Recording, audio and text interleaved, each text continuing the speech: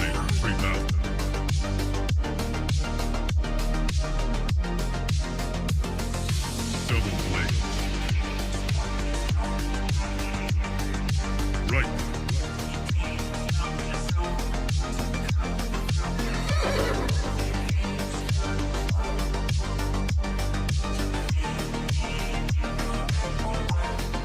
That's misinformation.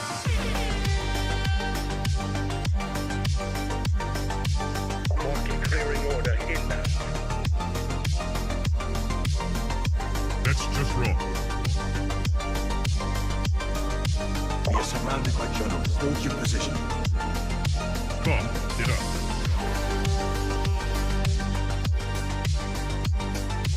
Trust the experts.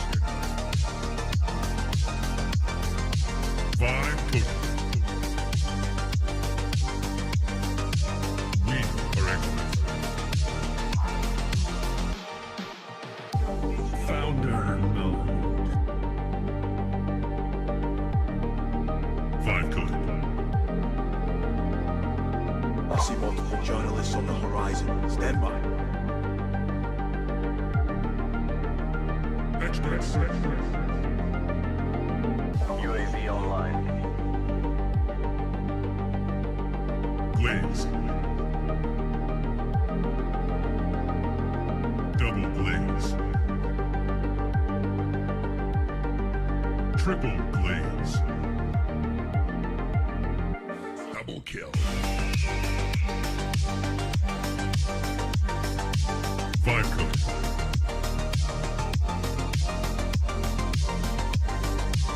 Wrong.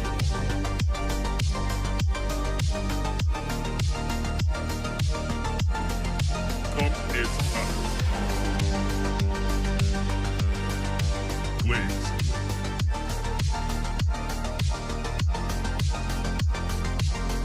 Team deathmatch.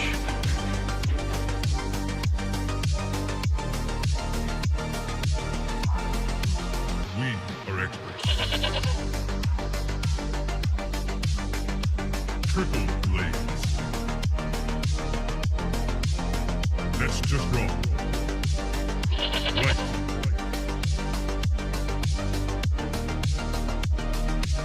Marking clearing order inbound. Throwing smoke. Bomb it up.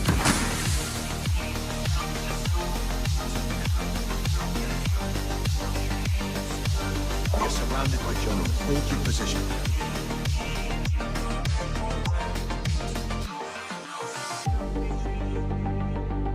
Strike one. Strike two.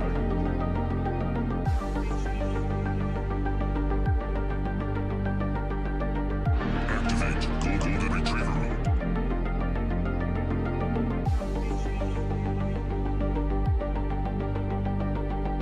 Trust the experts. Marking clearing order inbound. Vibe coded.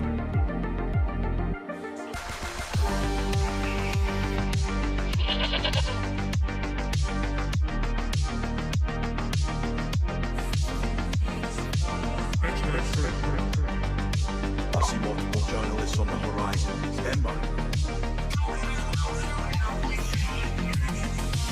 Founder mode.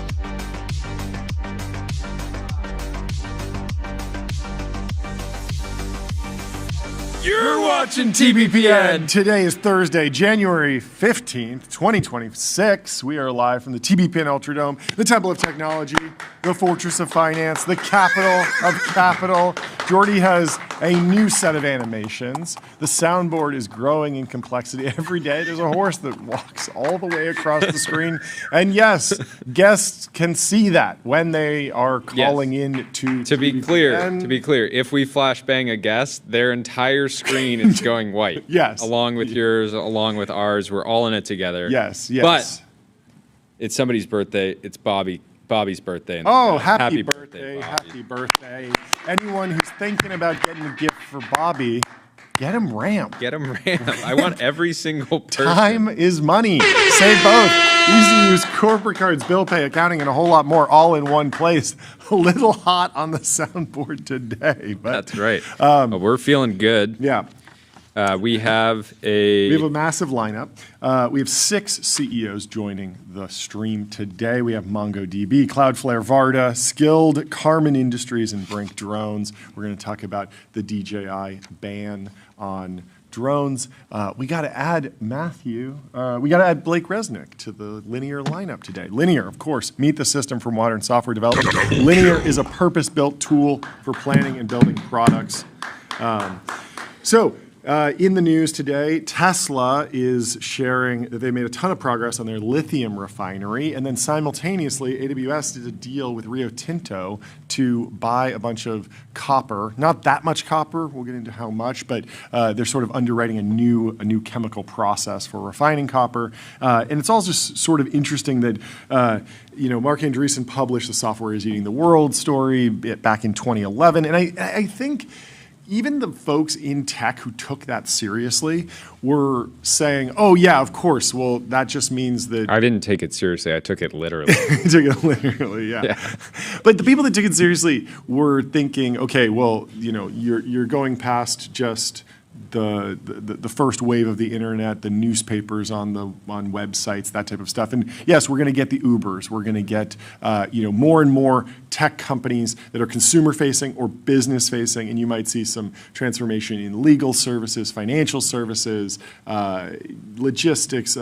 Airlines will be using apps to let you book, but we're now in the era where the tech companies are starting to vertically integrate so deep that they own the mines and they own the refineries. And it's not just that they're actually building software it's not for software, the it's mining. Technology eating the world. Yeah, and it's a new layer of vertical integration that sort of just crept up on me because it wasn't an issue until the AI boom really necessitated massive industrial scale build-outs, new industrial policy, which admittedly can't turn on a dime, but we're now 2-3 years into the ChatGPT boom, into the AI boom. The data center build-outs are getting bigger. We're seeing bottlenecks all over the place, whether it's chip shortages or energy shortages. And so, the companies like Tesla, AWS, a lot of other folks are really looking deep into the supply chain, all the way into the ground, into literally eating the world.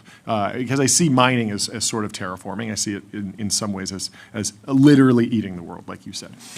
Before we move on, let me tell you about Gusto, the unified platform for payroll, benefits, and HR built to evolve with modern, small and medium-sized businesses.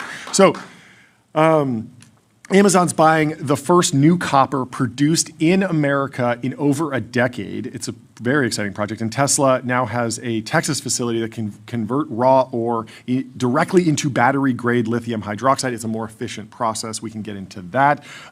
Tesla originally broke ground on this lithium refinery operation in May of 2023. It feels like they were sort of quiet about it, but now they're getting a lot louder. Obviously, the narrative around China controlling 90% of rare earth extraction and rare earth elements has been in the news. And this is sort of their response. That shot with the Cybertruck driving by. It's good. It's good. There's a voiceover. We should watch that video in a little bit more detail. Can we pull it up with some audio when we have a second? So this facility should This refinery deliver. is the first spodumene to lithium hydroxide refinery in North America. We're deploying a new technology platform that is inherently much more environmentally friendly and cleaner. It's a simpler process. It's a less not that big of a expensive facility, and this Some should basic evidence be able on to site create enough lithium for 500,000 vehicles a year, EVs a year, maybe 1 million a year, I've heard. Now, Tesla's shipping 1.65 million, so this won't be 100%, but you copy-paste this 2-3 times, and you got enough coverage for the entire Tesla fleet. Take it through a kiln and cooler. From there, we take it through an alkaline leach and additional purification steps, take it into crystallization and produce battery-grade lithium hydroxide. Our process is more sustainable than traditional methods and eliminates hazardous byproducts and instead produces a co-product named analcyme used in concrete mixes. From breaking ground in 2023 to running rot through the kiln in 2024 to start a full integrated plant startup. Guy looks now so in tired. He's just like, we've achieved yeah, a it's been great working for Elon. Hi, I love it. Yeah, it's been relatively relaxed here. Yeah, at the yeah. site. We sleep in the factory. In this case, it's just dirt, but sleeping in the dirt, surprisingly comfortable. This refinery really enables us to have access to the critical minerals for energy storage, for battery manufacturing, and Texan ultimately for music. EV growth. And it enables us to accelerate Tesla's mission by regionalizing supply chains for battery minerals and materials, by providing jobs, by cutting emissions from the transportation network that's required for those supply chains. It really allows us to usher in energy independence for North America. Who would have thought that Texas would be the home of EV domination? I know, narrative violation. California really dropped the ball. Tesla shipping 1.65 million. That was a little lower than the previous year. I think they were up at 1.7 million. But you get a couple of those facilities, and it should be enough to cover everything that they need. There's been a whole bunch of news around rare earth minerals generally. Last year, a company called Ionic Mineral Technologies made a large discovery of 16 different types of minerals in Utah late last year. This was in December. And that was great. As we do. Yeah. It has been funny. There have been rumors about this, but they found a huge deposit of all these different minerals. Obviously, everyone's worried about China controlling 90% of the supply of rare earths, but we need to actually get these minerals out of the ground, refine them, and so that's where projects like that come into play. Amazon's partnership with Rio Tinto is a little bit different. They're not fully vertically integrated like Tesla is, but they are partnering with Rio Tinto. And Rio Tinto had been working on a new method of refining low-grade copper deposits. So basically, like, there's a fair amount of copper in the ground, but there's a lot of dirt, a lot of other stuff that you have to process out. That can be very expensive. But because of the data center expansion exploding, the price of copper has, I think, nearly doubled in the past 2 years. And so copper is not the main ingredient to an AI data center, a token factory, but it is important because the biggest data centers use tens of thousands of metric tons of copper to move electricity around. So you need wires. There's copper in circuit boards. There's copper in the transformers that move electricity around. And there's tons of miscellaneous electrical components all over a data center that need copper. So this particular AWS Rio Tinto deal is only 1,400 metric tons over 4 years. I don't even think that's enough for a single AWS data center. But it's allowing Rio Tinto to underwrite this sort of risky new process methodology that if it works and they get the price down on this new process, then they can apply that to tons more copper reserves that's locked up in messy ore that otherwise would be uneconomical to refine. So 70% of the global supply of copper is currently locked away in ore that's not economical to refine into actual copper right now. So if this new process technology works, you effectively triple the amount of copper. You triple the supply, and so price should fall. It's doubled. You triple the supply, maybe price comes down.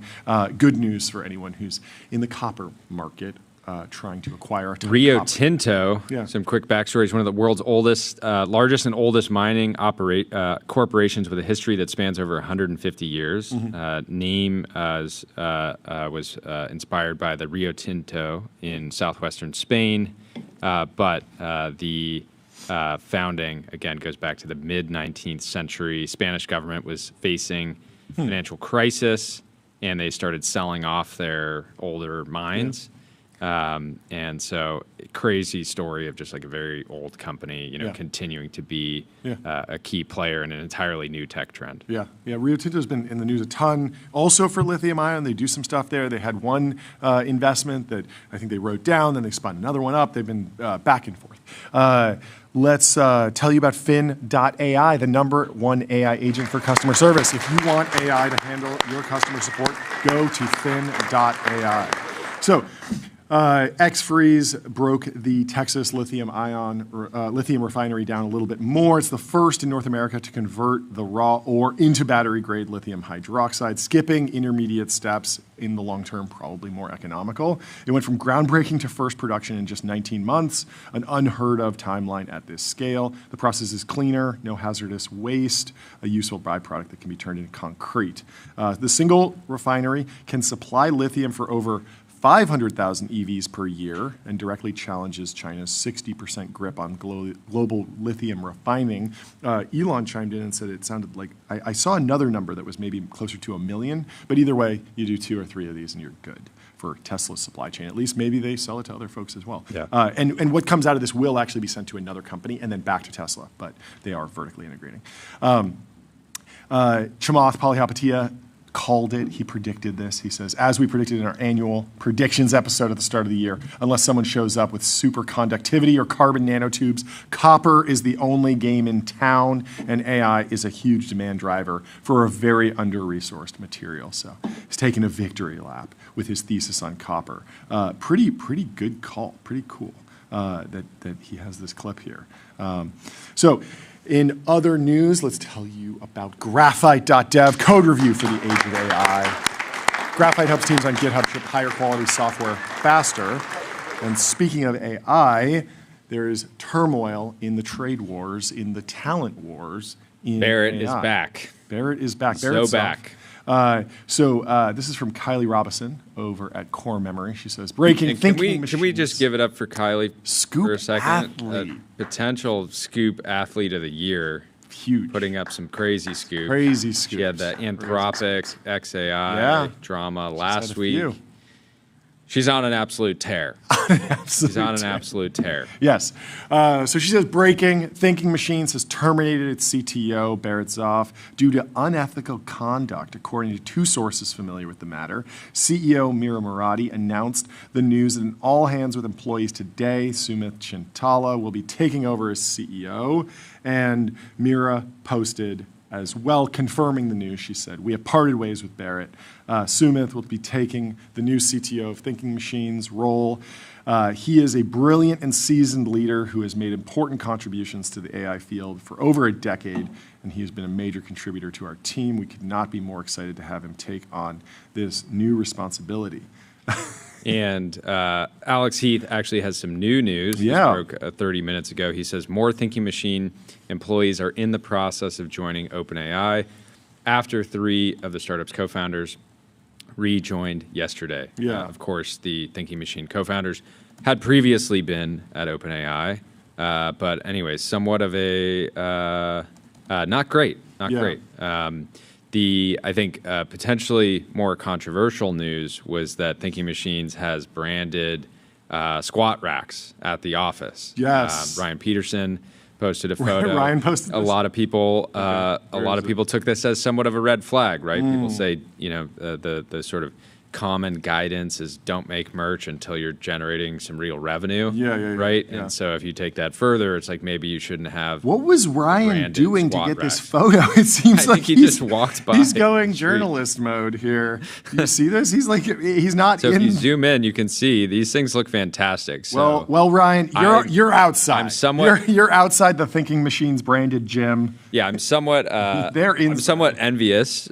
These things look fantastic. I'm kind of mad that we didn't get the branded It is sick. plates, but this coming out while losing, half of your family. It has to be weird. I mean, how much have they raised? It was $2 billion at $12 billion, something like that. I mean, it's got to be so weird to start a company and on day one have enough money for a custom gym. That's just like unheard of. Like like normally you start your company in the garage and maybe there's a weight in the corner you can lift or kettlebell. One dumbbell. Yeah, Not even 2. One kettlebell or something. But to just come in and say, oh, yes, we're taking Class A office on day one, hiring a massive team, bringing on six or seven co-founders. And Atlas was saying like the other red flag is where are the 45? I think I'm gonna assume they're just not in sight. You know, like you can't see them, right? They would be mounted lower. Yeah. Right on the rack. But Atlas never change. Oh, it's like, but it's so funny. But yeah, so So rude. But in case you forgot, Andrew Tulloch left Thinking Machines in Q4 of last year. Yeah. Zuck had been trying to poach him. Yeah. And offered increasing amounts of money till and Andrew the sense is that Andrew was like, I can't be bought. But he needed the money. He had a shopping cart filled with Chrome Hearts, Supreme, and he was like, wow, like my next outfit's gonna run me 500 mil. I got to get a new job. I can't afford it. I can't afford my lifestyle. Maybe it was a case of lifestyle inflation. They talk about that. He's just like, okay, I got a new SP3 Daytona. Now I got the Valkyrie, and they gave him the F80 allocation. Yeah, and he's like, I need some cash. I got to get a new job. It's just not covering the bills over here. Tyler, do you remember the final amount that Meta paid? It was like because I always appreciate. There were a lot of rumors. It was in the billions. Like in my head, it was like Andrew was like, yeah, like I'm really like honored that you would make such a big offer, Zach, $1 billion. But like unfortunately, like I'm very mission aligned. I'm mission driven. There's really no price that I would take to leave the company that I started. Yeah. And Zuck's like $2 billion. He's like, well, so I think, what happened? I think all the rumors were actually from the summer when there was like all of the talent wars going on. So first there was, I think it was just $1 billion, and then just one. There were rumors of 3.5. Wow. And that being turned down. That's a lot. But then later in the year, then he eventually went. So. Okay, so people kind of assume that the rumor is true because he eventually made the move. Yeah, but I mean, it's not necessarily higher than 3.5, right? Yeah. Because now we're seeing more people leave. Like, why are they leaving? Yeah. So it's very unclear, right? Yeah, I think the actual estimate was like something like the Journal had reported $1.5 billion over 6 years. I mean, there is just some risk to starting a company with 6 co-founders. Like that is unorthodox. Unorthodox, so some amount of churn. And they still got John Schulman, right? Who's absolute legend, co-founder of OpenAI. Yeah, like everyone who's still there or everyone who was there, goated. Like they're all goated. Yeah. And it's like super hard to. One of my buddies, he's like super smart. He was trying to get a job there. It's like insanely hard. You have to be actual goat to work there. Okay. So, but now they're leaving. It's a bit of a goat pen. Yeah. Goat farm. Yeah, I mean, Dylan Patel was really excited about this. He said, can I invest in Mirror's company? Goddamn. 2 more goats going there back in February 6th of 2025. So a little under a year ago. Everyone's saying Schulman, but the other is as arguable, just as if not more goat. And David Hole says, I'm calling it Marathi Heavy Industries. At one point, one of my buddies who works at a big lab, he was saying at that time, Thinking Machines has like the best team of like any of the big labs. Yeah. So what? How would you describe what they do? Because we've heard a number of different pitches from them, products from them, and some of them seem like. This could easily make a couple $2 billion a year. They've shipped a bunch of blog posts, but they also, I think their only like real product so far has been Tinker, which was basically fine tuning, right? Yeah, an API for fine tuning. It made it very easy. I think it was a super good product. People who've used it like really like it. Yeah. So the general focus been enterprise and so the ChatGPT. Everyone at OpenAI has been very obvious. Like this is the year.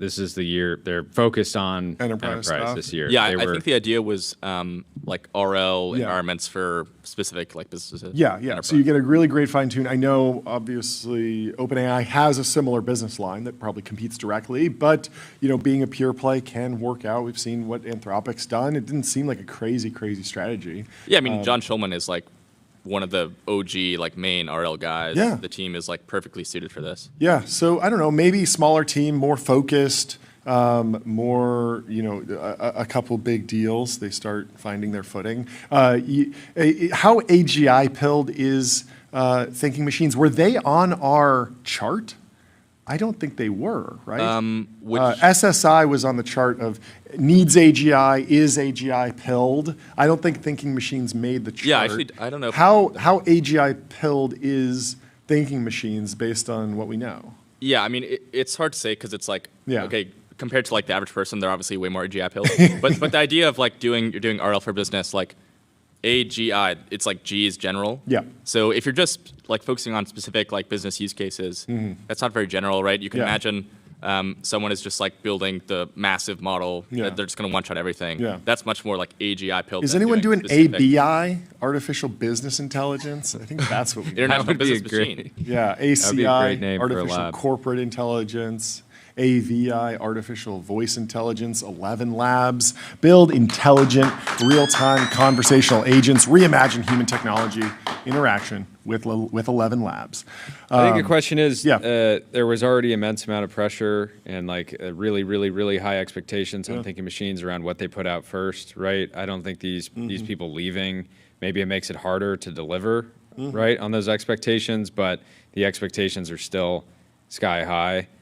It did feel like kind of rough messaging, very, very rough messaging, right? Unclear coming out, pushing this like unethical conduct angle. People at OpenAI have obviously their bias, but they've denied it. Susan Zhang, who's at DeepMind, said, feels like the type of character assassination leak you put out when you find out one of your co-founders might be splitting off. And Rune says 100% snaky PR move. And Signal says there's more drama in AI than the Real Housewives. In the Wired article, the quote is, a source close to Thinking Machines alleged that Zoff had shared confidential company information with competitors. So there's like that, and then there's the like... Yeah, and like to me, that's just like, okay, it sounds like he had been like in conversations with OpenAI. He could have just been complaining about the lack of 45-pound weights, and that is technically confidential. Yeah. He shares it with somebody else. They overhear it at a coffee shop, and they're like, you shared confidential information. Yeah. Yeah, but that type of allegation is like, you guys talked about AI. That, you shared confidential information. Yeah. So, anyways. Well, the scoops will continue. That it is played out. I'm sure we'll get more. What did Fleeting Bits say? Fleeting Bits said, some quick thoughts on Barret, Zoff, and Metz and Schoenholtz. Going back to OpenAI, Barret was the vice president of post-training at OpenAI before he left for Thinking Machines. He left OpenAI in September of 2024. Barret would have probably initially had options for about 10 to 30% of Thinking Machines? That's insane. They had 6 co-founders. How could that be so high? Post-training was one of the more valuable skills at launch, I suppose. Okay. The seed round was $2 billion at $12 billion. So this would mean that he would have options now for around 8 to 25% of the current company. This seems all hypothetical here. There were rumors back in November that Thinking Machines was in talks to raise at 50 to 60 billion. So this puts his equity at 4 billion to 15 billion valuation. Thinking Machines could probably exit somewhere at between 30 and 60 today. Who has that money? I guess. I don't know. Maybe NVIDIA buys them or something. At least at some point, and then over the next 2 years. I think the most likely acquirers would probably be Microsoft, Apple, Meta, Amazon, and NVIDIA. Okay, large cap company that wants to build a frontier model. Barret would have been just over his 1-year cliff, so assuming he was not fired for cause or thinking he doesn't want to litigate, he still has about 1 to 3.5 billion. How does that math work? I don't know. He would have been 25% vested. Yeah, so 1/4 of the equity so this person's assuming that he got 10 to 30% of the company, and that the value of the company currently is 60.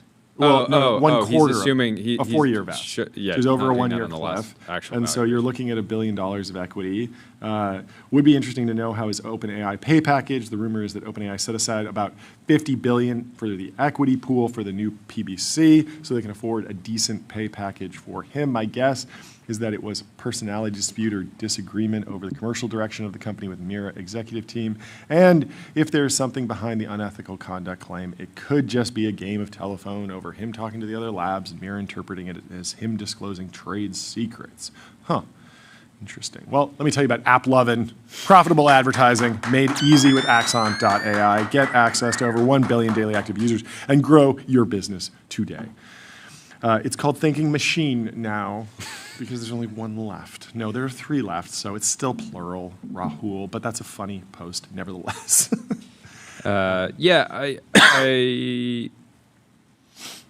Reading into this, I mean, there's got to be some real excitement on OpenAI has just been outflows, getting some of these superstars back on board. It's got to be good for morale. So is this what the elves and Valinor, do we know what Rune was posting about? Because we learned that Rune posts the elves have left for Valinor every 2 years, apparently.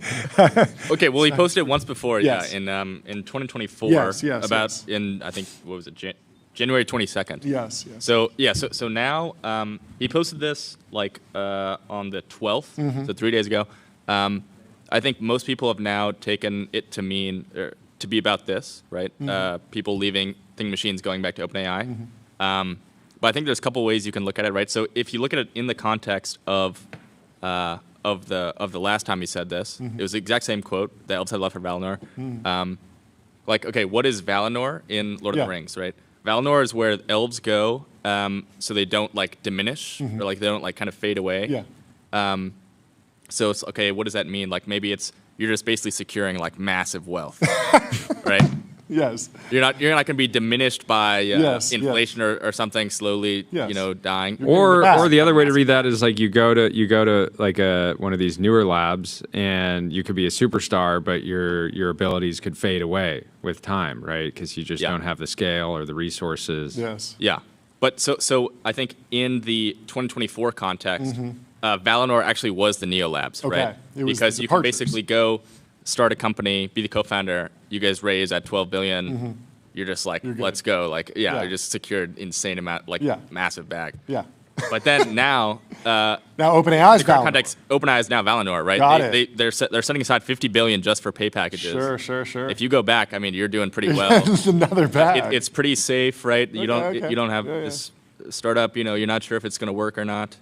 So it's kind of a circular thing going on. Yeah. There's other ways you can even read the most recent one, right? There's like the billionaires leaving California, maybe Texas, Miami. That's Valinor. Yeah. You could say the agents are the elves. And maybe Barret was so afraid of the Billionaire Tax Act that he's like, I don't want to be a billionaire. I'd rather not be a billionaire than give 5%. Just give me a simple $100 million pay package. I'm a humble guy. That's it.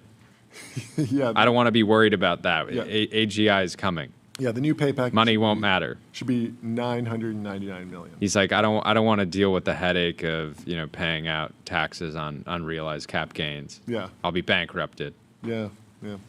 So Rune is talking about the framing around this. Before cognitive restructuring, important people are leaving after cognitive restructuring. They're being fired for unethical conduct. Mom and dad are fighting. More Thinking Machine employees are in the process of joining OpenAI after 3 of the startup co-founders, all ex-OpenAI, rejoined yesterday. 3? I thought it was only 2 that rejoined. But it does seem like it's 2. They're counting Andrew. Oh, okay. Rejoined, but he didn't rejoin OpenAI, so I don't know if that would count. It's little odd. You're just saying, Anyway, it does seem like the talent wars are unending in the AI race. We got to talk about saunas. We got to talk about the sauna wars because they're heating up, and Vanity Fair has a piece on it. So before we read this, let me tell you about Console. Console builds AI agents that automate 70% of IT, HR, and finance support, giving employees instant resolution for access requests and password resets. Everyone's focused on the AI wars, not enough attention going to the sauna wars. The real heated rivalry is at the bathhouse. Yes. From bathhouse to other ship to altar, a wave of bathhouses in New York City are popping up just blocks apart, igniting a war of Zen. And this is especially relevant to the TBPN team because we've been in somewhat of a sauna war ourselves, which we'll get into at some point in the story.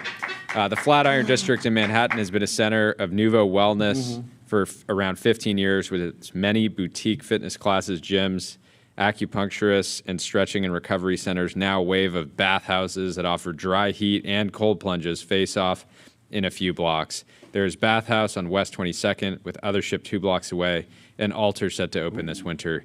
You could walk between all three in mere minutes. Williamsburg has its own cluster, right? Parallels. It's like a super cluster. Yeah. With the original location of Bathhouse and Othership that followed. Okay. Welcome to the Sauna Wars, where dedicated bathhouses compete with members clubs like West Village's Continuum, which costs $40,000 per year, that has a bathhouse setup in the financial district co-working space WSA's Wet Lounge as well. Co-working space with a wet lounge, not something you hear about every day. The fitness chain TMPL has a whole Subway ad campaign entirely around their bathhouse facilities, featuring women in swimsuits reclining in a suggestive way that one doesn't really find in saunas in real life. Very odd. They joined stalwarts like the Spa 88 and Air in Manhattan, Citywell and World Spa in Brooklyn, Spa Castle in Queens, and of course the Russian and Turkish baths in the East Village, which is the sort of place newcomers are brought to see a slice of the real New York City. It's usually teeming with people, some getting whacked by bushels of oak leaves in a treatment called Plaza, and has two owners who rotate weeks of ownership. That's interesting. That's a funny concept. It's no frills and even a little gritty. For those who are used to conveniences such as booking ahead, there's none of that to be found.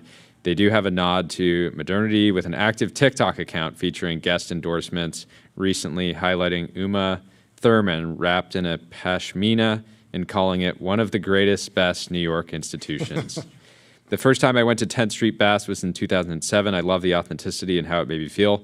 I would find my way back there when I felt depleted, underslept, whatever it might be. I would come out feeling great, says James O'Reilly, who is one of the founders of the co-working space Neuhaus. His latest project is the new Lore Bathing Club.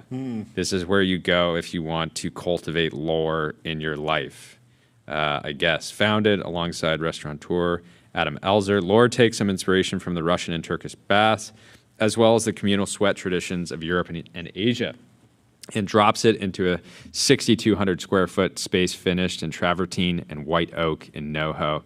The bath world is quite a scene, one where skincare brands such as Pharrell Williams, Human Race send out a press release to announce they're temporarily supplying Lore locker rooms with their signature 7D gel sets. What is a 7D gel set? Tyler. I have no idea. Othership is hosting comedy nights. Alter will be selling bathing suits that are custom made in Brazil and has hired a lighting designer who has worked with Billie Eilish.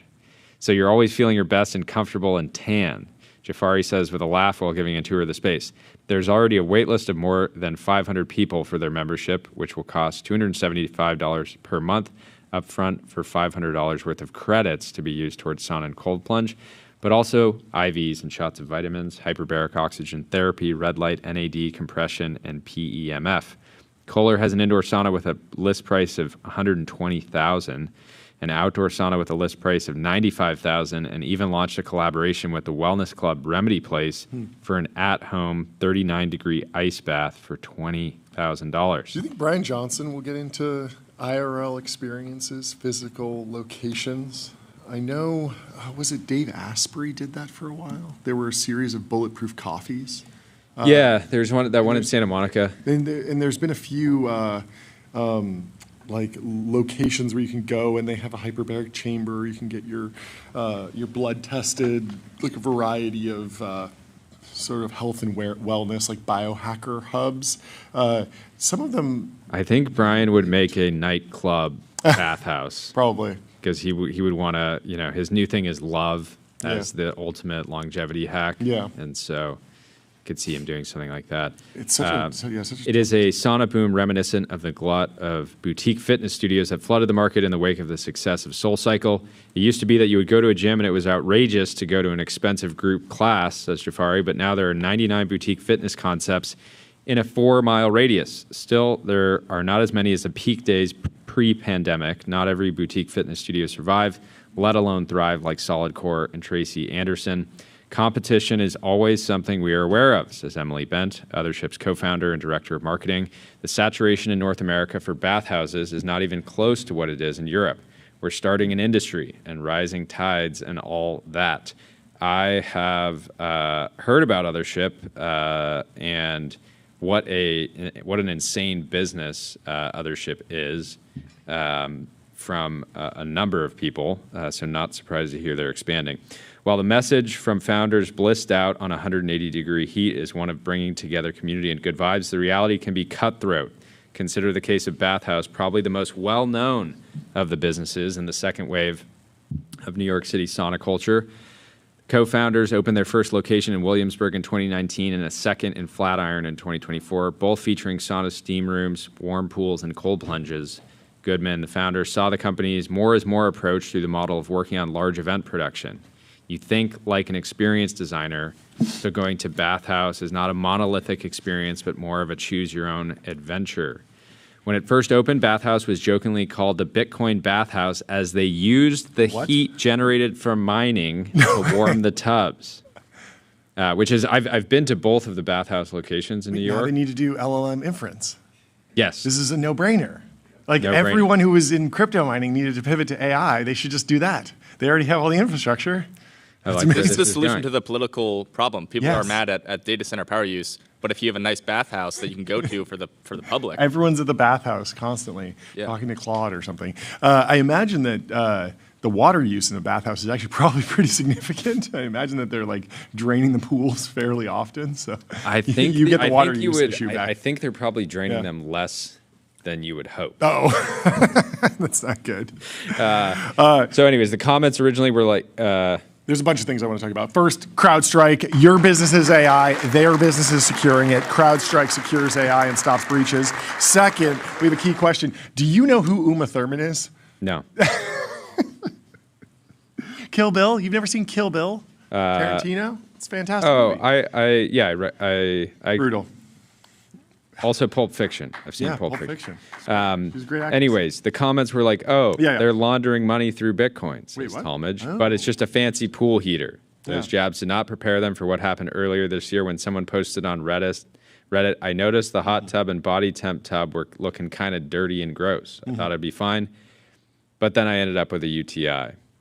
Not great. A UTI doesn't just walk across the river. If it was a problem, it would be a pool at a single location at one given day. There's 24-hour computer monitoring. So I'm glad that the Bitcoin heated pools are getting 24-hour monitoring, and they're manually logged 5 times per day, and we keep the logs. We are adjusting pH and chlorine at all times.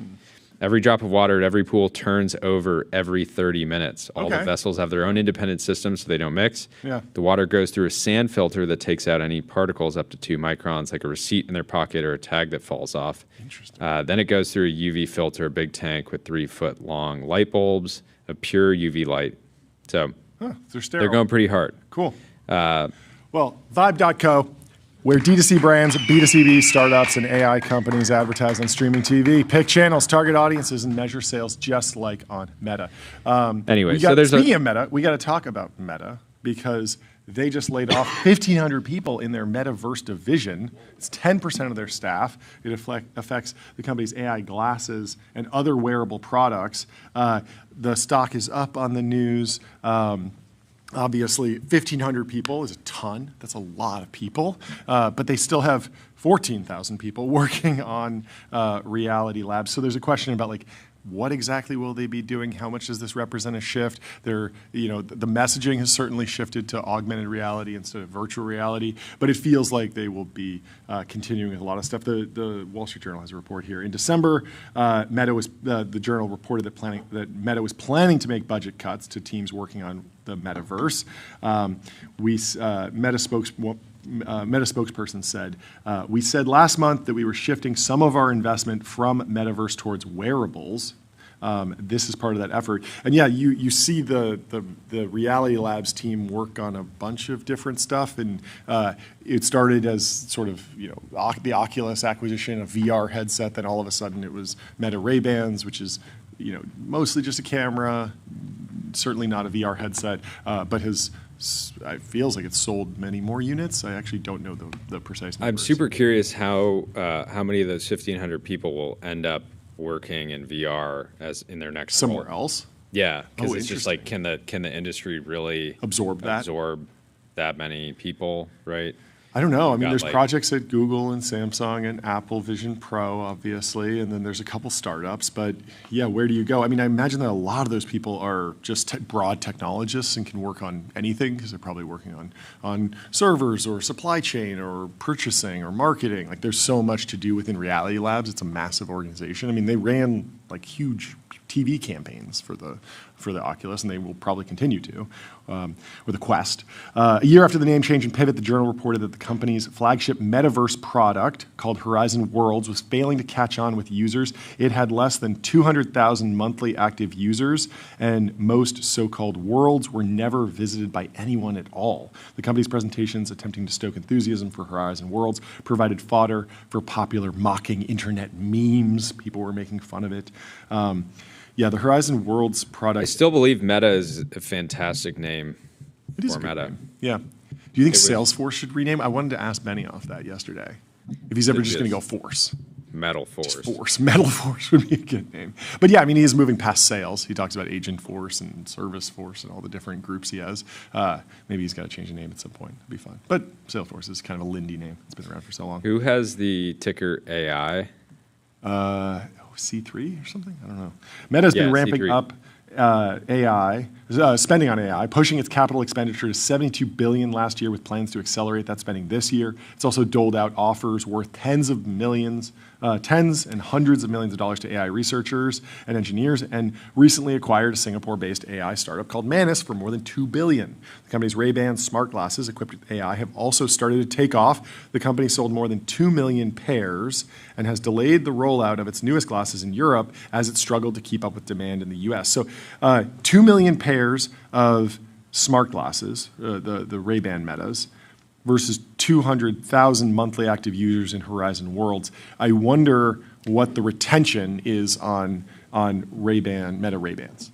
Because if they're retaining less than 10%, then the actual MAU pool is lower. Yeah. But it The certainly other seems thing like that's it's so growing interesting, faster. I see people. And I've started to see Instagram reels of people using the smart glasses. Really? To do first-person videos and often Yeah. like prank videos. So I think that there's actually a flywheel there that's stronger than what's happening in VR. The thing that's interesting about not focusing on Europe is that my initial reaction of using the Ray-Ban Metas was, if I was using WhatsApp as my primary messaging app, these would be like way more interesting, right? Because you have the integration, you have the heads-up display, you can get messages, you can read them, you can respond to them. It's super integrated. Meanwhile, they don't have an iMessage integration, and so they're not that valuable to me from a messaging standpoint, which is like kind of one of the key use cases. Yeah. The sort of Ben Thompson takeaway from this was that even though Mark Zuckerberg has effectively complete control over Meta and can rename the company and move very aggressively and acquire big companies, at the end of the day, he does respond to shareholders, and the shareholders have been watching the Reality Labs losses pile up billions every year, and at some point, if you have a new sort of big money pit initiative that's AI, and you're going to spend tens of billions there, you have to sort of make a sacrifice, or at least like show the shareholders that you're refocusing on the new thing. Even though obviously AI and VR play very well together, part of the biggest problem with VR is that it's very difficult to develop. You have to develop this full game. AI can enable a lot of that, speed up development. And then there's also the sort of longer offtake, maybe not that far in the future, but this idea that if you generate a world model like the Fei-Fei Li World Labs project, or Google has a project as well, Genie, that might be something that actually gets you to put on the headset because it's infinite and endless and requires a whole bunch of upfront cost to train the model, but then once you put it on, you're just in that and you can prompt it yourself. You're kind of designing your own game, and that's a unique experience that it seems uniquely suitable for VR. Ben Thompson's take was that the Meta Vibes was like a virtual reality project, effectively. Even though you didn't put a glasses on, it was creating. Well, and that's been my virtual take world. on the name. It is like It's still a metaverse. it is a metaverse. Yes. It just looks like a suite of apps. Yes. And now you access that metaverse through a screen, and how close that screen is to your face might take years to get closer, and it might be small when it's close for the first iteration. I'm very interested to see how the Ray-Ban displays are selling. 2 million Ray-Ban smart glasses. I've seen them sell the Ray-Ban displays at Best Buy, and Sheel Monat was talking about sort of his frustrations getting onboarded. Have you run into anyone wearing them in the wild? I've run into people with the Ray-Ban smart glasses all the time with the cameras on them, but I haven't run into anyone the new ones, the with chunkier the ones? display. Yeah. I haven't seen anyone just rocking them, even though they are out. I feel like we don't see that many people. I never go outside. Well, I mean, on the weekends I do, but I'm like out and about. Yeah. But it's kind of a small community. Yeah. But I didn't get a chance to give I wanted to go back briefly to the sauna thing. Sure. I didn't get a chance to give a take. Okay, yeah. I am extremely bullish on Americans starting to sweat more. Okay. Because the evidence is like so clear that if you use a sauna every day, you will probably extend your health span, lifespan. It's heavily studied because of how popular it's been in the Nordics for like decades and decades. So very bullish on sweating. One of the things that's interesting though is that New York has like, New York is like the center of consumption, right? People have tiny apartments, so they're just constantly consuming, right? Food, exercise, shopping, et cetera. But I don't think it's representative of the way that the Americans will like sweat broadly, because you can get a sauna for like a couple grand.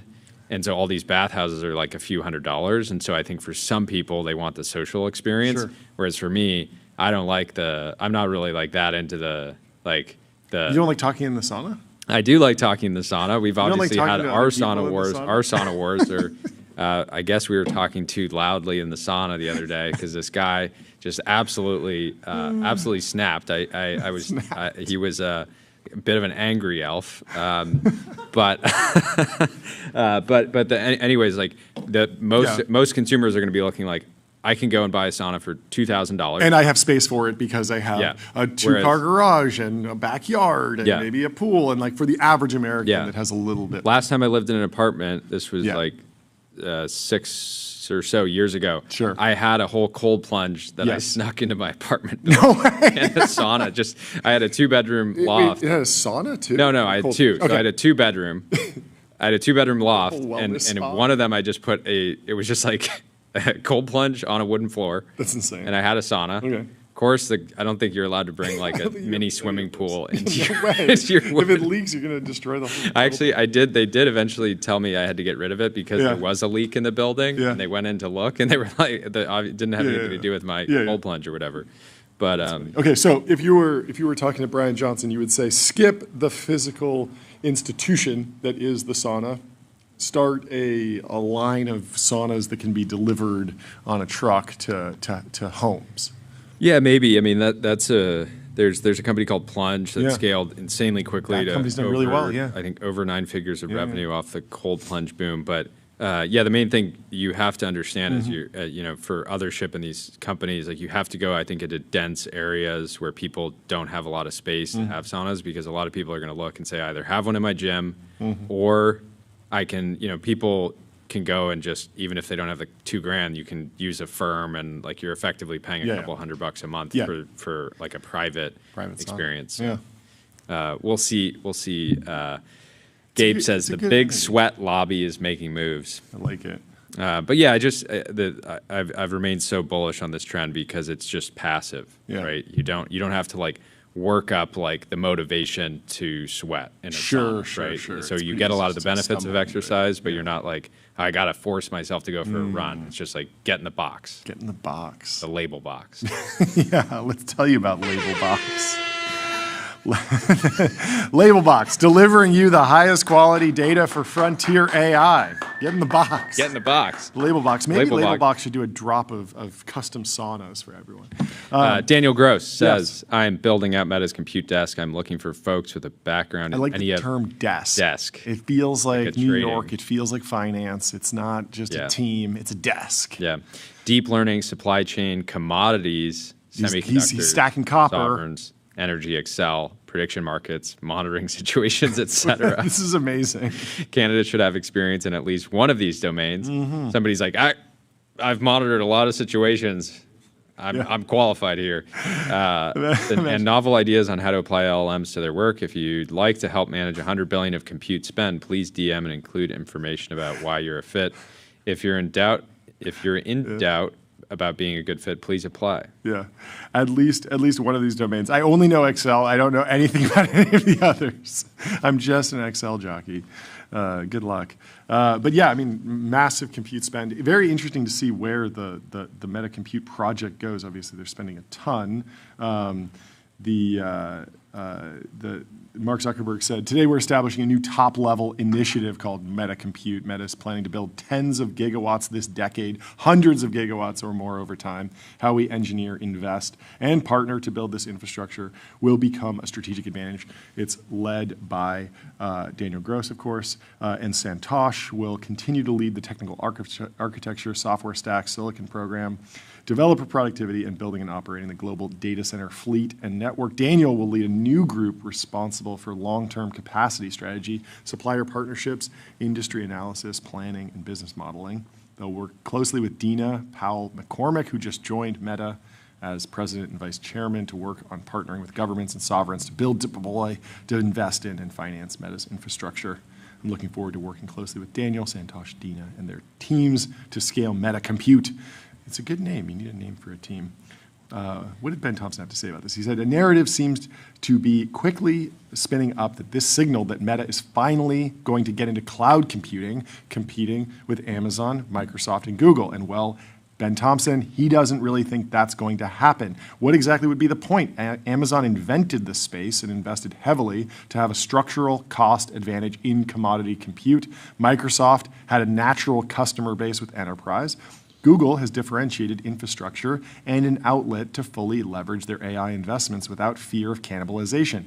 What exactly would Meta bring to the table that other hyperscalers do not have, such that they would have the confidence that they could be anything other than second choice, competing on nothing but price?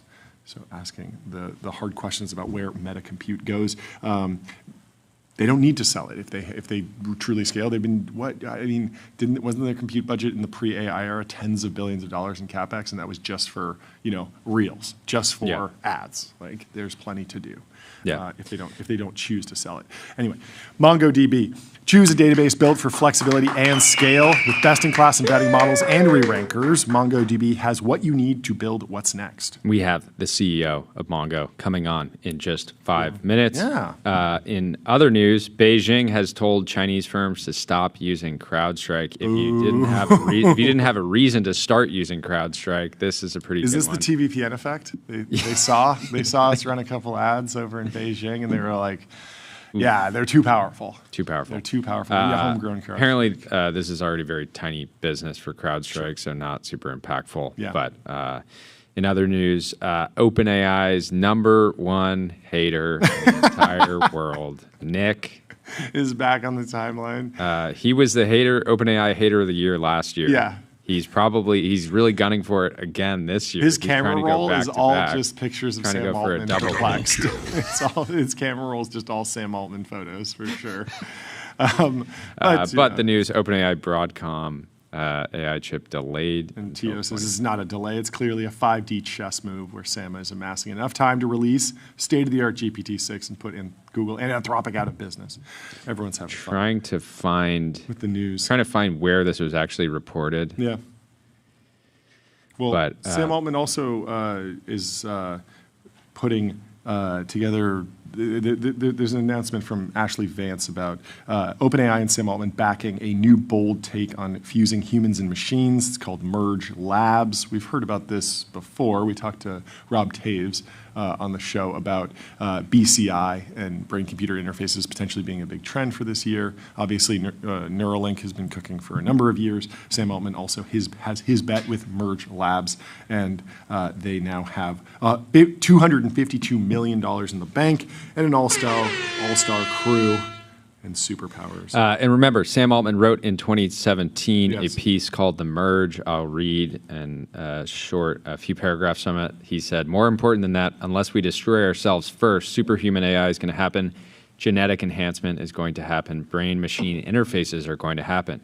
It is a failure of human imagination and human arrogance to assume that we will never build things smarter than ourselves. The merge can take a lot of forms. We could plug electrodes into our brains, or we could all just become really close friends with a chatbot. But I think a merge is probably our best case scenario of two different species. Both want the same thing and only one can have it. Yeah. In this case, to be the dominant species on the planet and beyond, they're going to have a conflict. Imagine if Benioff has been working with the dolphins to secretly help them merge, and they're like in a crazy dolphin-human race to see who can merge first. Because dolphins We need basically Neuralinks in the created dolphins Salesforce. so that we can just like generate B2B SaaS product ideas constantly. So funny. X has this new thing that repeatedly, AI always is very good at being funny unintentionally. Yeah. But a bunch of people were posting about Benioff's story yesterday, talking about. And so X summarized it as a headline: Mark Benioff recounts dolphin vision behind Salesforce's start. Dolphin vision. I love it. Dolphin vision. Sam has some crazy old posts. I was looking at this one from February 15, 2023. It says in 2023, it's $30,000 to get a simple iPhone app created and $300 for a plumbing job. I wonder what those relative prices will look like in 2028. The likely coming divergence between changes to cognitive work and changes to physical work could be quite dramatic. And I mean, I saw Nick was showing us an iPhone app that cost about $100 of credits or something like that, maybe a little bit less in a vibe coding app. You're going to use credits to inference a model that can actually build an iPhone app, but we're definitely closer to $300 than $30,000 at this point. It's remarkable. Sentry.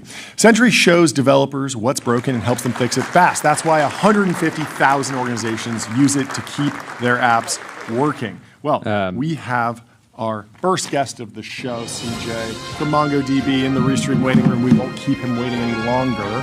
Thank you so much for taking the time. What a setup. To jump on the show. How are you doing? I'm doing fantastic, man. It's like there are 700 people here. Yes. San Francisco is back. I feel like San Francisco is back. Amazing. And we are reintroducing MongoDB in San Francisco today. So, Phil's, the energy is just amazing. Fantastic. Congratulations. Take us through some of the announcements. What does it mean to reintroduce MongoDB? What are the misconceptions where people might think of it as one thing and now you need to reintroduce it? I would say, MongoDB, first of all, database market has been around for a long time, 50 plus years, maybe 60 years. Yeah. Oracle is going to celebrate its 50th anniversary year and a half. That was my first job out of college, is I joined Oracle. Yeah. And MongoDB was a truly disruptive database that got created in 2007 and in New York City. I mean, this is one of the few tech companies that got created in New York City. Yeah. And Put it on the map. Yeah. I know. And then the leaf, people ask me, what is the leaf of MongoDB all about? And the founder said, hey, this is a natural way a software engineer or a builder should interact with a database versus a rigid way of interacting with database. So it's pretty cool. I just became CEO a couple of months ago, came from Cloudflare, and I'm having great time meeting innovators, customers around the world. On the misconception, here's what I would say, that even though the database was created in 2007, the whole idea behind it was speed, agility, and dealing with a lot of unstructured data like emails, PDFs, images, videos, log files, this and that. So when the founder created this database, it was not with AI in mind. And today, when you look at any AI application, your favorite consumer application you may be using on a daily basis, you see there is images in there. You may have create a video in there, lots of interaction. This database was created for the AI wave. And we want builders building on MongoDB as they create agentic AI applications or any applications for that matter that has structured data so that they can move fast and hopefully create the big iconic businesses, legendary businesses in Silicon Valley on top of MongoDB. Where are you seeing the most excitement and growth in your business? I can imagine that there's a ton of greenfield projects that are happening in large clients, large enterprises where they want to move even faster, so they're grabbing MongoDB in addition to other modern tools on a new greenfield project. And then there's also a new startup boom of AI-enabled software companies. I'm sure that's growing as well. What have you been seeing? Where is uptake the fastest in the last few years? I would say, John, what I learned, and I can feel it right here on the floor, is that you had pretty much customers. We have 60,000 customers, okay, 62,500. And our That's fantastic. And our customer growth has accelerated in last 12 months, which is pretty cool because a lot of developers are now building on MongoDB. Yeah.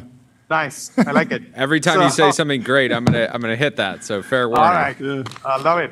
So one is our customer base re-accelerated as developers are building on MongoDB, but it's a tale of two cities, right? One is large enterprises, John, as you called out. They are growing still with MongoDB. They have some mission critical across every industry, financials, healthcare, government. I can tell you many across the globe, just building on MongoDB. And you have AI native companies or digital native companies, whether they are in San Francisco, Seattle, Tel Aviv, or even New York, they are building on MongoDB. So the customer growth is coming from there, and customer growth accelerated in last 12 months for us, which is really cool. Many companies, when they start deselling, they do not re-accelerate, and we re-accelerated. So that gets me really fired up and really positive. And the innovation that we announced today, that if you want to truly build an agentic system at scale that doesn't hallucinate, you can build it on your laptop. You always require a great database. You need an awesome agentic RAG or semantic search that just works, that is accurate. And this is truly a mission critical app that an insurance company may float it to their customers, or a government may float it to their citizens, or whatever the case might be. We want to make sure that this is a great data platform. So we announced Voice for embeddings.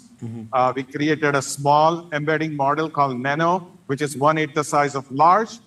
It shares the embedding space and works with pretty much on cloud, on-prem, multi-cloud. And Jensen talked about at CES, the whole thing around multi-cloud, multimodal, and multi-models, and we do the same. So very cool, excited. We gave that message this morning to the builders here. We have a full show all day today, which was also live, and people are fired up. How are you thinking about M&A this year? Obviously, the company's doing really well. You're a public company. You have a public currency for acquisition. There's a lot of different pieces in the landscape that could be synergistic, but what's your thought process for partnering with other startups, either in full acquisition or another partnership? How are you thinking about it this year? So John, I'm a big believer in organic growth. We have a large market that we participate in. We have only penetrated 2.5% of that market. 100 billion, we are at 2.5 billion. So we have a lot of room with our core data platform. Wow. Now, we are always looking for specialized skills, say maybe in the AI area. So in 2025, we bought Voyage, which was created out of Stanford. Amazing people, the founder teaches a legendary course on machine learning. So we bought that company, and it got amazing engineers and researchers. And that professor is now chief AI scientist at MongoDB. So we will do those type of acquisitions where They are small, either for a technology or people, or sometimes both, so that we can truly leverage and accelerate the pace of innovation. Has anything in the various compute bottlenecks been a headache or kept you up at night? I mean, we're reading about Amazon Web Services is paying for copper refining because they need to go so deep in the supply chain that they need to go to the mining level. Memory prices are through the roof. There's delays on all sorts of custom silicon chips. I know you might not be affected, but how are you thinking about the different bottlenecks in the cloud computing supply chain? I would say the bottlenecks, if you remember a couple of years ago, everybody was worried about, will they get enough GPUs from Jensen? Everybody's like, oh my God, bro, are you going to get enough GPUs from Jensen? And that was like a big worry. And now when we speak to customers, that's why they are like, okay, will GCP or Amazon, like you said, AWS and others, will they have enough capacity? Right now, it is not something that people are panicking. And Amazon or Google, I would say they're trying to stay ahead on that curve so that it doesn't become that, hey, CJ, we cannot run MongoDB for your favorite customer X because we are out of capacity, man. We just can't do that. So we are trying to definitely work with them, understand how they are dealing with both compute, as in CPUs as well as GPUs. And those innovation cycles are also very fast. But right now, we are relying on them to solve. But we are not worried about it because they haven't given us the signal that we won't be able to do this. Well, congratulations on the event, Jordy. Do you have anything else? and the new role. I know we're out of time, but I'm sure. We'll I'd love to dig more into your background and tell the fuller story. But we know you have a busy day today. Congratulations, and we will talk to you soon. And give our best to everybody at the event. Thank you, Jordy and John. Appreciate it. Have a great rest of your day. Goodbye. Cheers. Lambda is the superintelligence cloud building AI supercomputers for training and inference that scale from one GPU to hundreds of thousands. We have Matthew Prince from Cloudflare joining in just a few minutes. In the meantime, we will go back to the timeline. There is some massive news. I did on Merge, I wanted to say a couple things. So Mikhail, who's one of the co-founders of Merge, says, TLDR, we're developing a new paradigm for BCI using molecules instead of electrodes. Oh, interesting. If you're excited about this and want to contribute in protein engineering, synthetic bio delivery, immunology, ultrasound devices, neuroscience, or data, ML, AI, we'd love to hear from you. So that sounds extremely sci-fi. Merge is pursuing ways to make BCI much higher bandwidth, millions of neurons, and less invasive, no device implants. Instead of electrodes, we're focusing on modalities like ultrasound that can cover large areas of the brain and on proteins that can connect these modalities with neural activities. And so, again, quite a different approach than Neuralink. Well, let me tell you about Turbo Puffer, serverless vectoring full text search built from first principles on object storage, fast, 10x cheaper, and extremely scalable. Our next guest, Matthew Prince, is in the Restream waiting room. Let's bring him in to the TBPN Ultradome. Matthew, good to see you again. Happy New Year. How are you doing? Good. How are you? That's good to hear. It seemed like you weren't doing that well a week ago when you posted about a court in Italy fining you. Can you take us through the process? Was this a surprise? How did everything lead up to your post, which went mega viral? Yeah, first of all, not a court, quasi-governmental organization. And let me give you a little bit of background. So in Italy, there was concern by a bunch of the football clubs, so the soccer clubs in Italy, about online piracy of the matches that were there. And in response to that, the Italian parliament basically designated a quasi-governmental organization called Agicom that they would have the ability to essentially allow any media company executive to put any website they didn't like on a list. And then initially, just the ISPs in Italy had 30 minutes to block access to that website. But they then amended the law to be able to include other companies, including Cloudflare, but also folks like Amazon, Google, Microsoft, anyone that is doing anything that is cloud related, they've gotten swept up in this. And so the requirement was that when a website was put on this list, that we would have 30 minutes to remove it globally. In other words, this small group of media executives got to choose what you could watch in the United States. Yeah. And we already saw significant exposure of this beyond just illegal streaming, where we saw political content being removed. They accidentally blocked all of Google Drive at one point. They accidentally blocked all of Cloudflare's network at one point, which broke the Italian internet, so they turned that off pretty quickly. And so we had been in litigation in Italy to basically say this doesn't make any sense. And what particularly doesn't make sense is we hate the illegal streamers. They cost us money. We don't make any money off of them. They waste our bandwidth. They take up resources that we could have for paying customers. And so we have a huge team that is trying to shut them down. We actually won a court decision right before Christmas that said that we could get all of the internal documents on how this commission was created, what its rules were, everything else.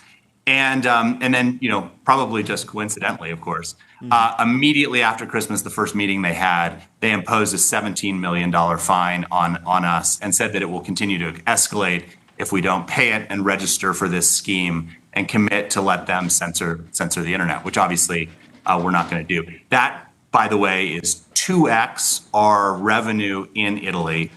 They have interpreted the law as saying that they can charge up to 2% of global revenue for any company that they fine. So again, the insanity here is pretty high. Yeah. And yet that's not even what the law says. The law just simply says it can be from tens of thousands, and in fact, there's parts of the law that they relied on that are so old that they were actually quoted in lira. So it was back before even the EU existed.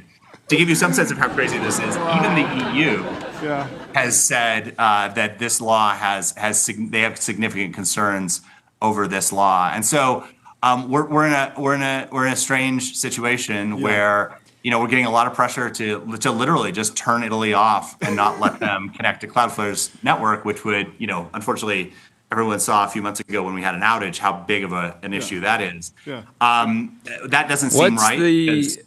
Go ahead. Putting your tinfoil hat on, is there do you think there's some local group that wants your Italy business that says like, hey, that's like, wow.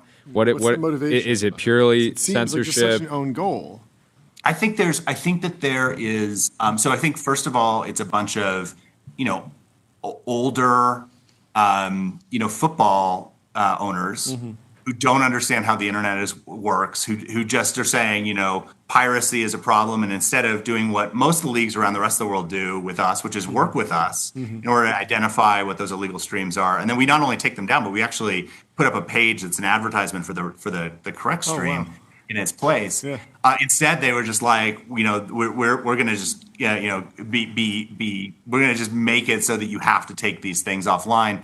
Damn the consequences. I think there are other people inside of Italy that see this as an ability for them to be able to control some political content that they may not like. Obviously, Italy is a contentious political state, and being able to shut things you don't like off the internet is a very powerful political tool. So I think that's the tinfoil hat side. But I think mostly this is just thuggish behavior by a bunch of people who don't understand how the internet works. Then take off the tinfoil hat, put on the steel man helmet, and try and steel man for me the where the work should be done of fighting piracy on the internet, because I have some empathy for a league owner who doesn't want their content streamed illegally. And it seems to be like such a hard problem. Yeah. Like my view is like UFC kind of just like threw in the towel and was like, this is the pay-per-view model is over. We're going to Netflix. We're going, right? No, Paramount. Yeah. And so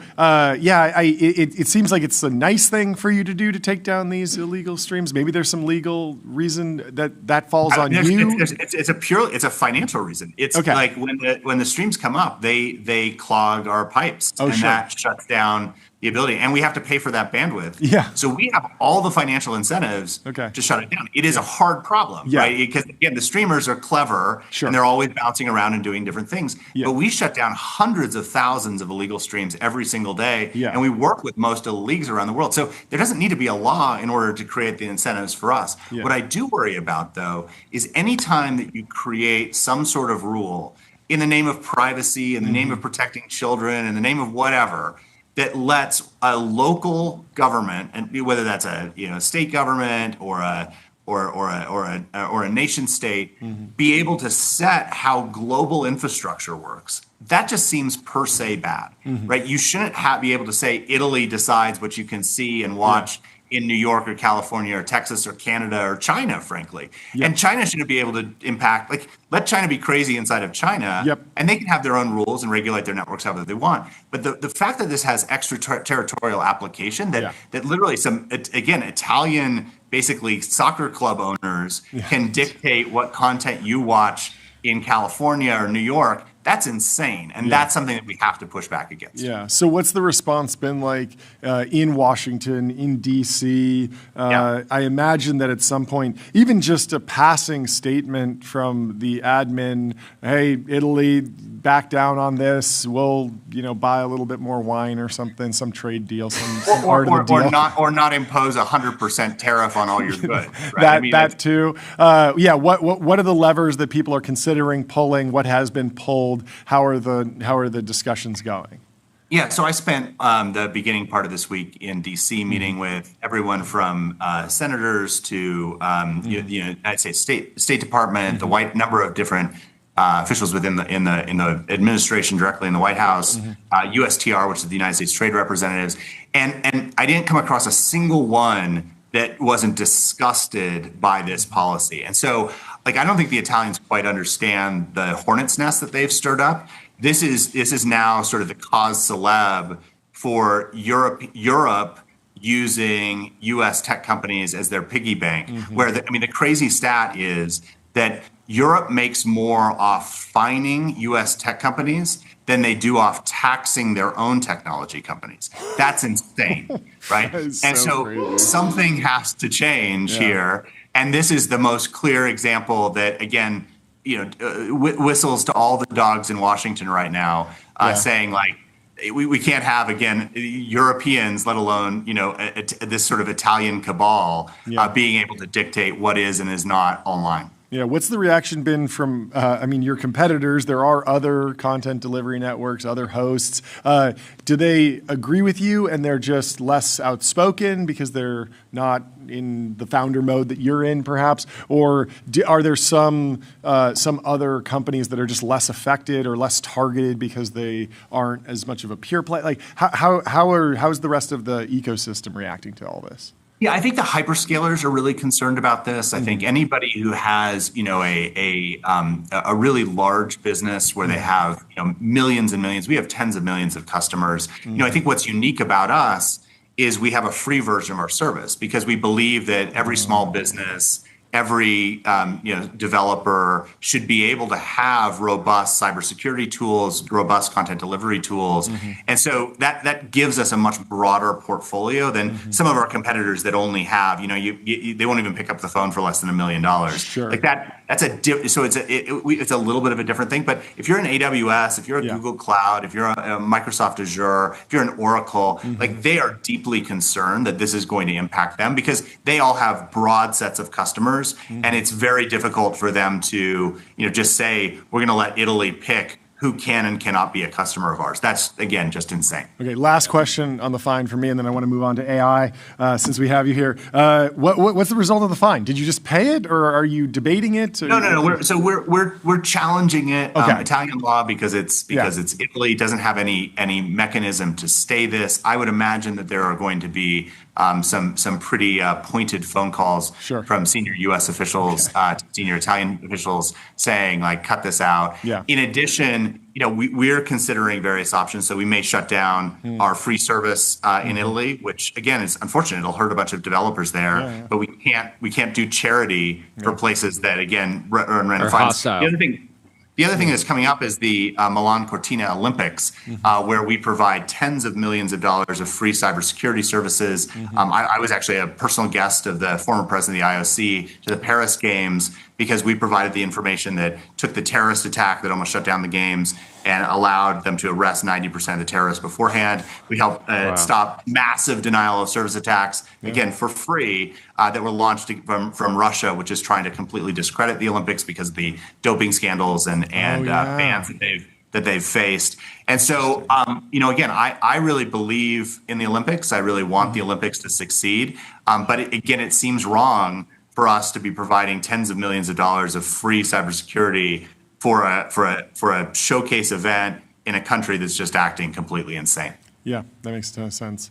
Talk to me about the 2026 App Innovation Report. Talk to me about this idea of a technical glass ceiling. I've been going back and forth with a lot of the AI researchers that come on the show. The models are amazing, and then I'll ask them like, well, this particular app doesn't seem to be getting better on my phone. What's going on over there? Why isn't this app significantly improved? Why are there still bugs in enterprise software when everyone has access to frontier models? What are you seeing in AI adoption? What are you feeling internally? Just take me through your current thinking.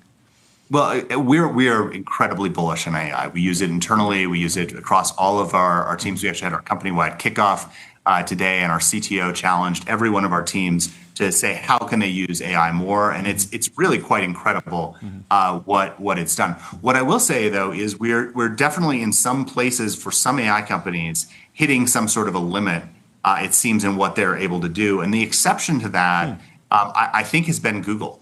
Gemini has continued to outperform the rest of the market, and I think that the answer to why that's the case is actually not about the chips. Obviously, they've designed their own TPU chips. I don't think it's about the people. They have incredibly smart people, but so does Anthropic, so does OpenAI. I think it's actually about the data. Yeah. And we are one of the few companies that actually has a view into this. And so we haven't shared this very publicly, but I guess, no time like the present. And so how much more of the web would you guess that Google sees and is able to train their AI systems on versus OpenAI? Yeah, I'd probably say 50% more. Yeah, the answer is actually 3.2 times more. Wow. Which is insane, right? That means that for every one page that OpenAI sees, Google is seeing 3.2 pages. So there's just so much more data that's going into it. And again, OpenAI is the next closest. After that, Microsoft sees, Google sees 4.8 times more of the web than Microsoft. They see similar to what they see with Anthropic as well, and it just drops off from there. And so what I worry about is that because Google has this unique access to the web that nobody else has, that the game might just go to them. Because I think that at the end of the day, whoever has the most data wins in the era of AI. And I think what a lot of these companies are seeing is they're hitting kind of a data limitation. And one of the things we're really thinking about is how can we make sure that we level the playing field? Either bring Google back to where everyone else is, don't let them leverage search in order to get a unique advantage in AI, or how do we lift everyone else up to the same place where Google is, make sure that everybody has access to that same data. If we don't create a level playing field in terms of the data, I do feel like there's a real concern that Google is going to run away with this and no one else will catch them. Interesting. Yeah, we've noticed that, we test all the different LLM apps, and even just from a branding perspective, when you're in the Gemini app and it says doing a Google search. All the other apps will say we're searching the internet, but doing a Google search just gives it, the brand is like, oh, it's doing what I would do if I were on the computer, and that and it's interesting to hear that there's actually more data being accessed. It's not just the brand. It's also one of the only things that Elon and Sam can really agree on, or sort of a shared motivation is like making sure the AI race is competitive with Google. Well, people forget that OpenAI was started because Elon and Sam got together because they were so concerned about what was happening with Google. And I think that concern is rightly placed. And Google has such a data advantage where, because of search, everyone has let them behind their paywall. Everyone has let them see parts of the internet that no one else sees. Again, we can look at the restrictions on various spots. What are the robot.txt files and everything else for a huge portion of the internet? And the answer is that Google just has privileged access. And until we level that playing field, either by bringing Google back to the same level as everyone else or bringing everyone else up to the same level as Google.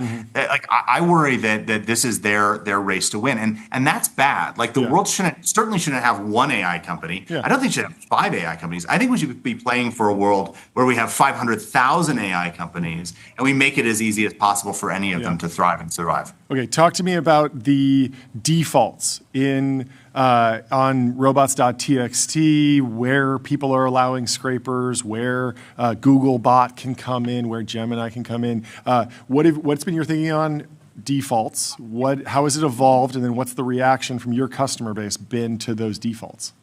Yeah, so I think this is actually a really nuanced issue, and the answer is going to be different for a number of different companies, and in some cases, we don't know what the right default is. So here's where I think it's the things that are very straightforward. Excuse me. If you have a knowledge base, so Cloudflare has a knowledge base on how to use Cloudflare workers in order to build systems. Excuse me, tickle in my throat. No problem. If you have something like that, then of course you want that to be in AI systems, and that should be default scrape no matter what. On the other hand, if you're a publisher, which is ad or subscription supported, maybe you don't want that to be in, because AI bots don't click on ads. And if they're taking all the content that you're generating and then just regurgitating it in a place where you don't get any benefit from that, that's a real problem for the business model of media companies. And again, I think what we're seeing is the media companies have really locked down who has access to their content. And you're seeing much better deals from the likes of Condé Nast, Dotdash Meredith, Reddit, who are getting more for their content from the AI companies, because at the end of the day, whoever has the most data is going to be the winner that's there. What I think is somewhat unfair, and again, back to the same issue, is Google, because of search, is still getting almost everything for free, whereas everyone else is having to pay for it. That seems wrong. That seems like something that we need to fix in some way. And again, we need to either bring everyone else up or bring Google back down to everyone else's level. But that's one of the things we're worried about. I think the most interesting thing that people aren't talking about today is what's going to happen to retail. What's going to happen to small businesses that are out there? AI is this massively consolidating force. And if you take 3 of the biggest retailers in the world, Walmart, Target, and Amazon. What's interesting is, again, these are hugely well-resourced companies, smart people working at them, no lack of financial resources across them to do whatever is right, and they've come to 3 completely different conclusions on what you should do about agentic commerce. In the case of Walmart, throw the doors open, open it up to the catalog, let every agent in, and in the short term, I think that's clearly the right answer.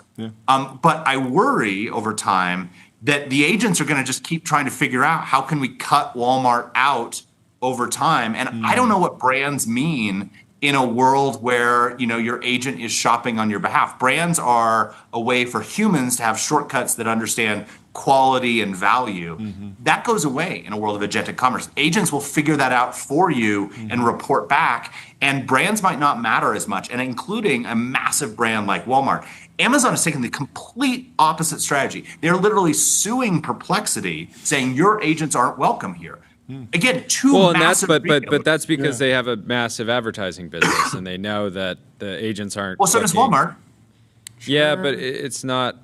How material is it for Walmart versus Amazon? It's a pretty big, like there's any of the sponsored listings on Walmart, they're all doing the same stuff. I would argue it's something different. I think Amazon thinks that they have to win the agent war themselves.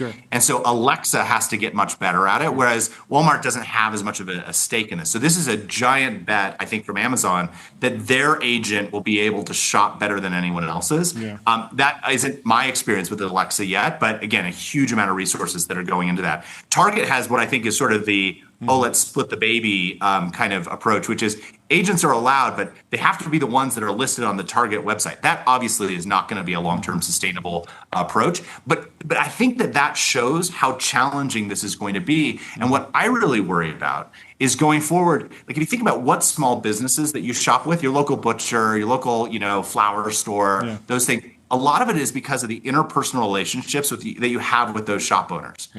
if those go away, if your agent is doing this all on your behalf, if we all become some version of the Jetsons where, how does George do his shopping? He asks Rosie, the helpful robot, to go do it for him. And eggs show up and he doesn't really care, where they came from.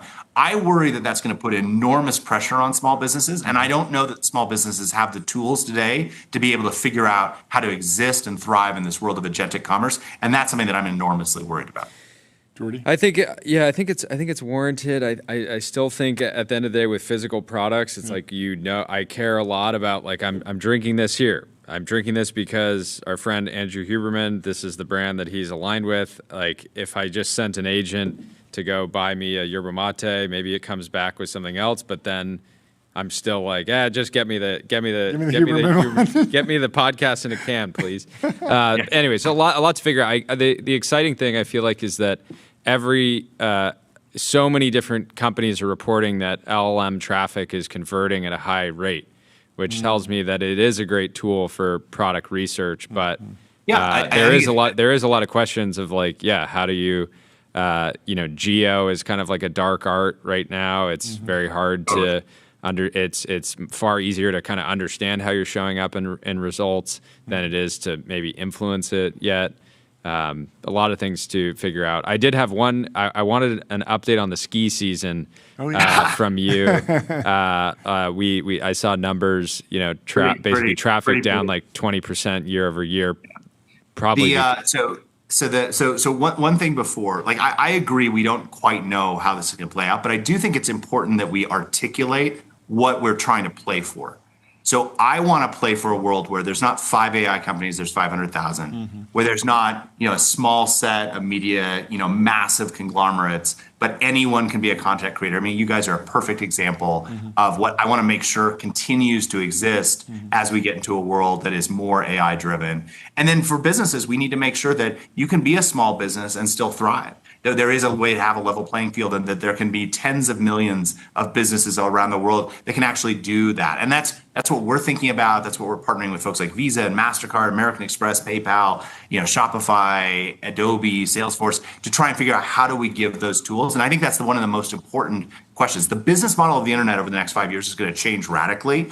Rarely does something that big have that big a change. And I think if you're not thinking about what that change is going to be, then again, I don't think you're worrying about the most important question today. In terms of the ski season, no reason the skiing should be distracting you from thinking about what the future business model of the internet should be. It is grim. I am sitting in Park City, Utah. This is the worst ski season. I mean, I'm 51 years old. My first year of skiing, I was the 76, 77 season. This is as bad as that season.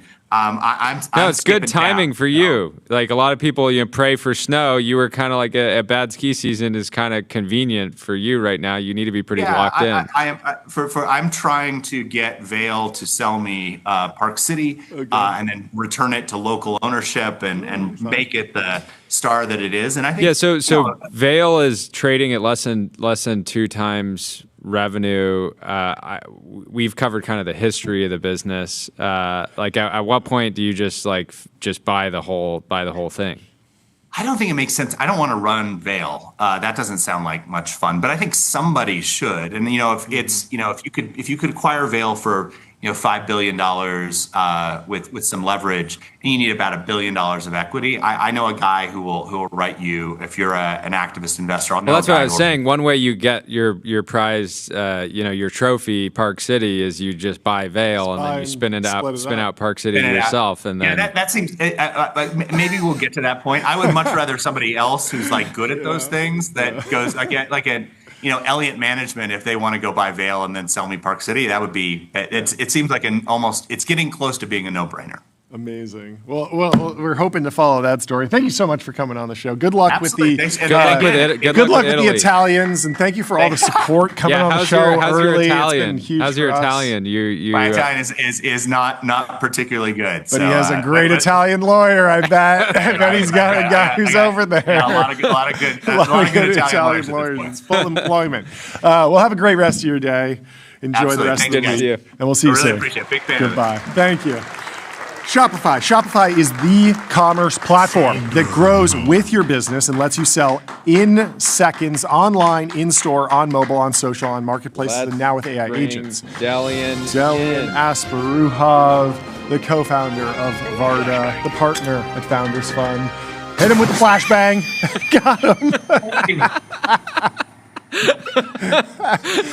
We got to hit him with a smoke grenade, too. I ask him to do an intro as the smoke clears. We're throwing smoke. Throwing smoke. And look who is it. It's Delian as the smoke clears. We have the partner from Founders Fund on the stream. It really takes a second to clear. Okay, we're clear. We're clear. Delian, good to have you here. Hope you're doing well. Thanks for hopping on the show. How are you doing? How's your week going? You're ripping checks. You're in business. Money's flowing. Is the bear market over? Last year you kind of you felt like things were getting a little crazy. Maybe you didn't find any opportunities you loved. Then you started the year with a bang. Mm-hmm. Started the year with a bang. I feel like, I think I'm just addicted to investing over the holidays. I realized over the past 9 years that I've been in venture, I think 7 of those years I've signed a term sheet within 48 hours of Christmas Day. Wow. And I don't know if that speaks to the fact that I'm addicted to work, or something about Santa Claus makes me want to send out some presents or something like that. But yeah, it definitely feels like a busy season. I was catching up with another investor and he was like, same thing here. One of the best deals we did was basically over Christmas. Is the deal flow from serendipity at the holiday parties, or is it just networking from the internet? Where are you meeting founders these days? I admit that I think a part of it is if you were trying to preempt a round, no better time than to do it over the holidays because nobody's chitter-chatting at the office. There's no hallway conversations, etc. You can have these just very quiet conversations. Founders like it because they don't have to deal with a bunch of noise. You like it because you feel like you can do this one-on-one negotiation and basically just set the deadline of I've now done this a couple years in a row where it's sign by New Year's, otherwise deals off basically. And it feels harder to enforce that type of deadline during the school year basically. And so I think that's part of why on both sides I like it. It's as a founder you can kind of test the waters, and if it gets shot down, whatever, nobody heard about it. Everybody was gone for the holidays. You come back into the office, your employees don't know, your board doesn't know, no VCs know, and if it does go, then great. I think it's convenient as a founder. The holidays can be so annoying because it becomes kind of poor form to just be slamming people, your team with emails around Christmas Eve, Christmas, all that. Slamming the VCs with the and so I think it's a win-win. Just obviously, anytime you're talking terms, it becomes wildly distracting because you're this is maybe the most important thing for my business right now. But if you can use that stretch of 7 days where you're not really supposed to be you're not operating, but you're allowed to negotiate terms. By the way, I did want to point out, I did make sure that I wore my TBPN quarter zip today. So this is now my new outfit. Do you have a horse on that? Is that a little? Yeah, is there a horse there? We got another effect for horse there. Let me get it. Oh, other way into the sunshine. Go. It's coming on. It's coming on the screen. Wow. I like you guys have a whole CGI. Oh, yeah. 2026 is a good year for us. Talk to us about the bimodal strategy, early stage, growth stage. The barbell. Is this actually pushing you out on the barbell? Was Series A your sweet spot, and now it's seed and Series C? Is this going to be a permanent thing? How are you thinking through that? Yeah, I think if you look at some of the best deep tech, hardware, industrial, sort of companies over the past 15 years, they have a very interesting PPS, sort of growth curve where effectively you have typically a seed round that happens, and I'm just going to give somewhat fake numbers here, but indicative of $1 per share basically the early incubation days. You then have Series A that'll be 4 or 5 times higher, basically $5 a share. And then a lot of times what you'll see is years of super de minimis basically PPS growth until you sort of get to the other side of the R&D, production hell, et cetera. And then all of a sudden you just have huge step function changes over and over and over again. And this is true on everything from the early days of NVIDIA, Tesla, Apple, all the way down to some of the more, sort of recent, sort of more, deep tech industrial, sort of startups. And so what to do as an investor basically, well, you can, I think do the seed rounds where I do think they're, attractive risk reward. You get some amount of IRR just through Series A, et cetera. And then what you effectively want to do is do that last round where it's flat and then allow it to basically grow, from there. Yeah. And I think what I've started to realize is that is the style of company that I like to do. It has a very different PPS curve relative to SaaS, AI, et cetera, which are honestly just much more clear, smooth, sort of like, typically obviously exponential curves if it's like a, sort of great company, right? Like if you look at Ramp, for example, there was just clear step ups all throughout. You obviously had the like, they did a great job of like, marketing themselves down in like the 2022, basically, sort of crash. And I think that was proven to them. And then basically smoothly upwards basically since then. And so the way that's played out is like, now over the past couple of years, I've much more consistently done basically like super early stage PDF and a founder, basically like, early, industrial deep tech companies. And then I sort of sit there and bide my time and wait until what I think is like that basically last round right before the inflection point, and then basically, sort of do that round. And I've now done that, over the past year. I did basically 3 like later stage basically rounds, like, Series B, Series C, and then like, basically Series C that I just, sort of closed terms on over the holidays. And all of them were companies that I'd either been tracking basically since seed or literally been an investor since seed. And we can talk about one of those, part of what we were talking about earlier today was, talking about one of those very particular companies. But yeah, I think I'm starting to realize that I like that way more than I like doing the like, sort of messy middle in some ways. And so, yeah, want to double down on that. And, whatever Tuesday night was cool where I literally felt that happen, where I signed 2 term sheets that were indicative of both ends of the barbell for me. What was the amount of work in DD that you did on the Series C company significantly higher? Like, how did you actually split the time up? Because this is framed as, 50-50 of Delian's time, but I imagine that there's just more data to pull in, more research to do, more customers to talk to. But at the same time, the company so much better. Sure. Yeah. So what was it like process-wise? Yeah. I mean, I'm not somebody, I don't think I would ever be able to do like a raw Series C where it's like I've met the company for the first time and have the time to go do the diligence, et cetera, from scratch. Because it's just like, dude, I've got a fucking company that I got to run. Like I can't do that. The thing that I can do though is like get involved early, or if it's something that I'm like deeply passionate about, even if I'm not involved, like track the company super regularly, such that I'm kind of doing all that pre-diligence basically like ahead of time. So like, let's talk about one of the some companies that I think exemplifies this strategy, Hadrian, where we just announced a $1.6 billion post round led by T. Rowe Price basically last week. Let's big that baby. We're gonna have Chris on the show. We'll ring it for him, but we'll ring it twice for the Hadrian. Exactly. I think it's Dell's, 5th unicorn or something like that, from like, basically under 25 post all the way through to the, I feel good about it. But Chris said, I was texting him earlier, he's like, you're allowed to toot your own horn. I'm going to toot it. There you go. BC brags, hit me up. Yeah. But that's Give us the update on Hadrian. Yeah, that's one where it's like, look, I got involved in like the basically like company formation, basically like sort of seed round where it was Chris and like maybe 1 or 2 sort of people. Yeah. And so what did diligence on that one look like? Well, it was effectively like 4.5 years of working with Chris very closely, going to every single board meeting, watching the company like adapt over time. And in like Q1 last year in 25, it was clear that there was just like this inflection point that I felt like I could appreciate, but not everyone else was really appreciating yet. The first was they basically, for those that don't know, Hadrian basically builds these like automated CNC basically, facilities. They basically cut metal on behalf of, aerospace and defense companies. So, think a lot of the biggest logos in the Founders Fund portfolio. I won't list, sort of all of them since I'm not sure which ones are allowed to be public, but, ones that, build rockets, make drones, you can guess which ones those are. Yep. And they cut metal on behalf of those companies.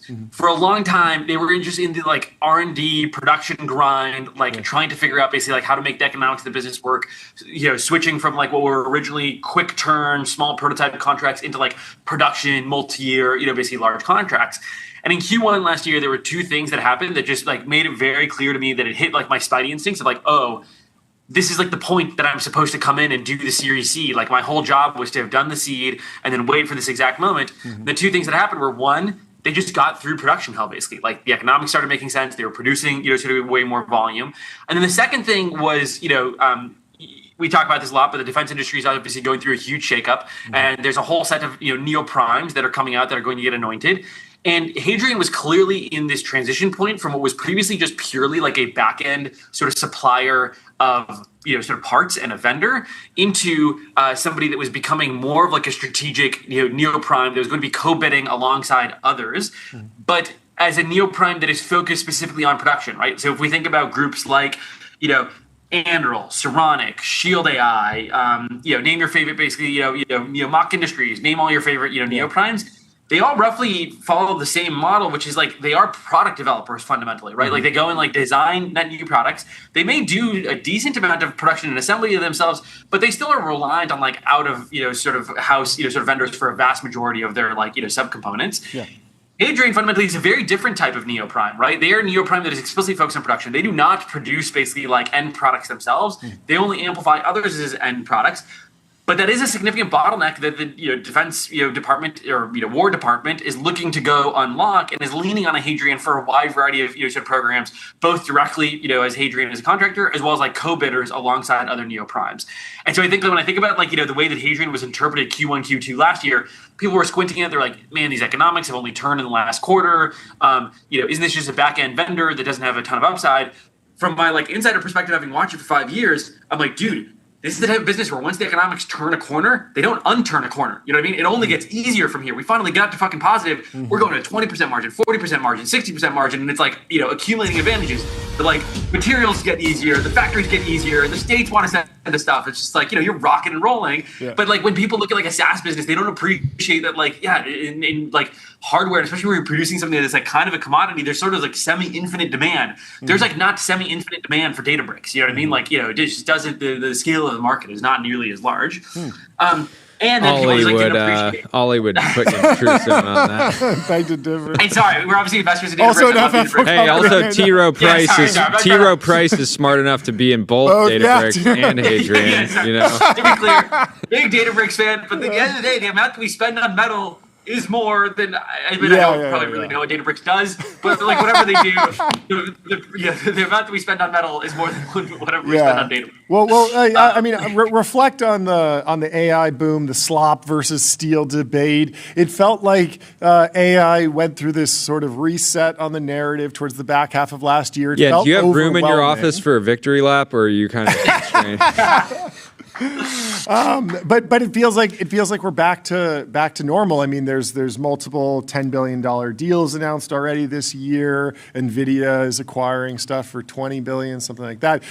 It feels like the pace is just continuing unabated. There's no real reset there. How did you process like the bubble in venture, that discourse? Where do you feel like we are now? Where do you think about the new like fundraising landscape, the K-shaped dynamic between the large funds, smaller funds? Like, what's your current outlook on the venture capital market broadly?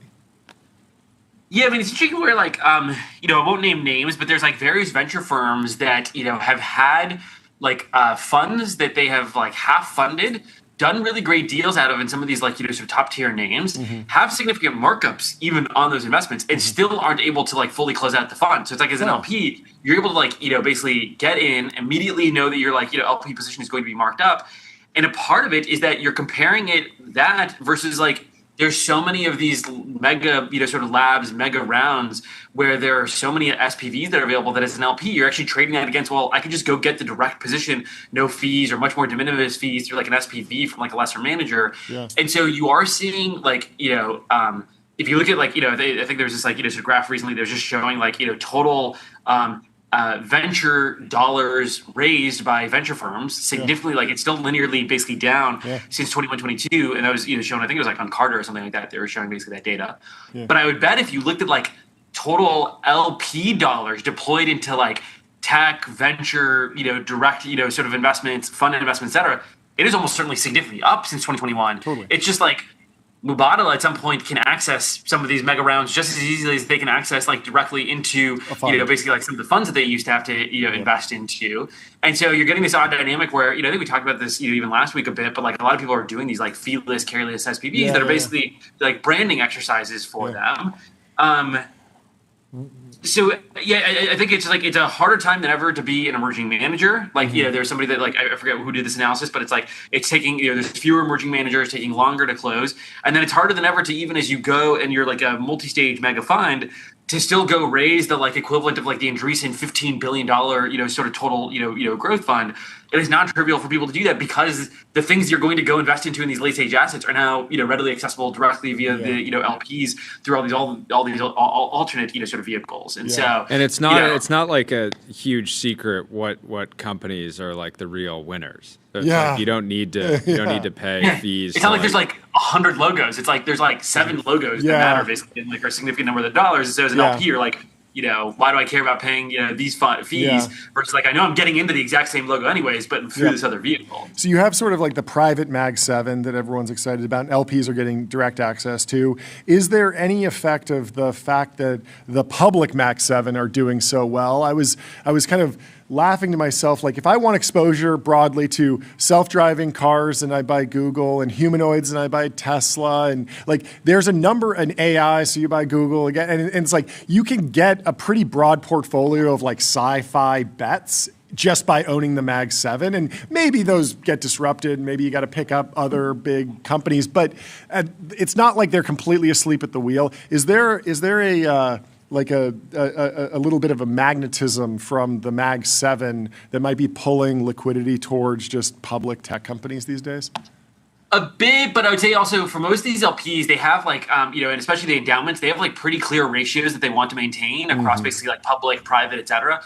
And so in some ways, through the public market, sort of accelerating, they have, if you remember in like 2020, sort of during the crash, there was like the reverse thing basically where like, basically all of a sudden the private books basically weren't, getting marked down nearly enough. They're starting to represent like 20% of an endowment's book. And they were like, we literally have to freeze all private investing. Interesting. Now you're in some ways seeing the reverse where, people in some ways counter swung so hard where now some of these groups that want to maintain like a, 7% ratio on private are all of a sudden down at like 3.5 and are trying to figure out basically where to deploy. But that's where they're coming with these like, sort of huge checks to the table, but they're seeing that there's like a multitude of options and they want a relatively like, sort of limited set of names. And why not just go basically like, more and more direct into those names. And as a founder, at some point you're like, well, like I like these venture guys on Sand Hill Road, but at some point when I'm a public company, these are going to be the guys that hold my stock when I'm public. And so I don't mind prioritizing them, sort of basically directly and having them on board. And so in some ways, to tie this all the way back to Hadrian, it's like, this past round, Hadrian had a multitude of different, sort of offers from, more traditional Silicon Valley venture firms. But it's like, why wouldn't you take a T. Rowe Price where T. Rowe Price is going to be the person that likely just, underwrites part of your IPO, holds it when you're public, scales with you while you're, sort of public. And so you're seeing obviously, those types of firms come in much earlier into venture, and then founders by default, sort of prioritizing those. You obviously had the like wave in like 2021 where a bunch of the VC firms tried to become RIAs and enter into like the T. Rowe Price, sort of lane. That all mostly obviously turned out to be like a disaster where it's just like these guys are not, sort of public equities, experts and do not understand what it means to, manage that, sort of book appropriately. So I feel like most people have pulled back from that. So I do think, it's a shifting landscape where I just don't think that the current state of liquidity preferences that are given to, like if you invest into a company at 500 billion in the public markets, you do not get a liquidity preference, right? As an investor, I think it's less and less likely that some of these super late stage private companies keep giving that type of liquidity preference to investors. And then I think also the like fee structure on these venture firms is almost certainly going to compress for some of these like super, sort of late stage, sort of types of rounds and funds. Do you think we'll see any SPACs this year?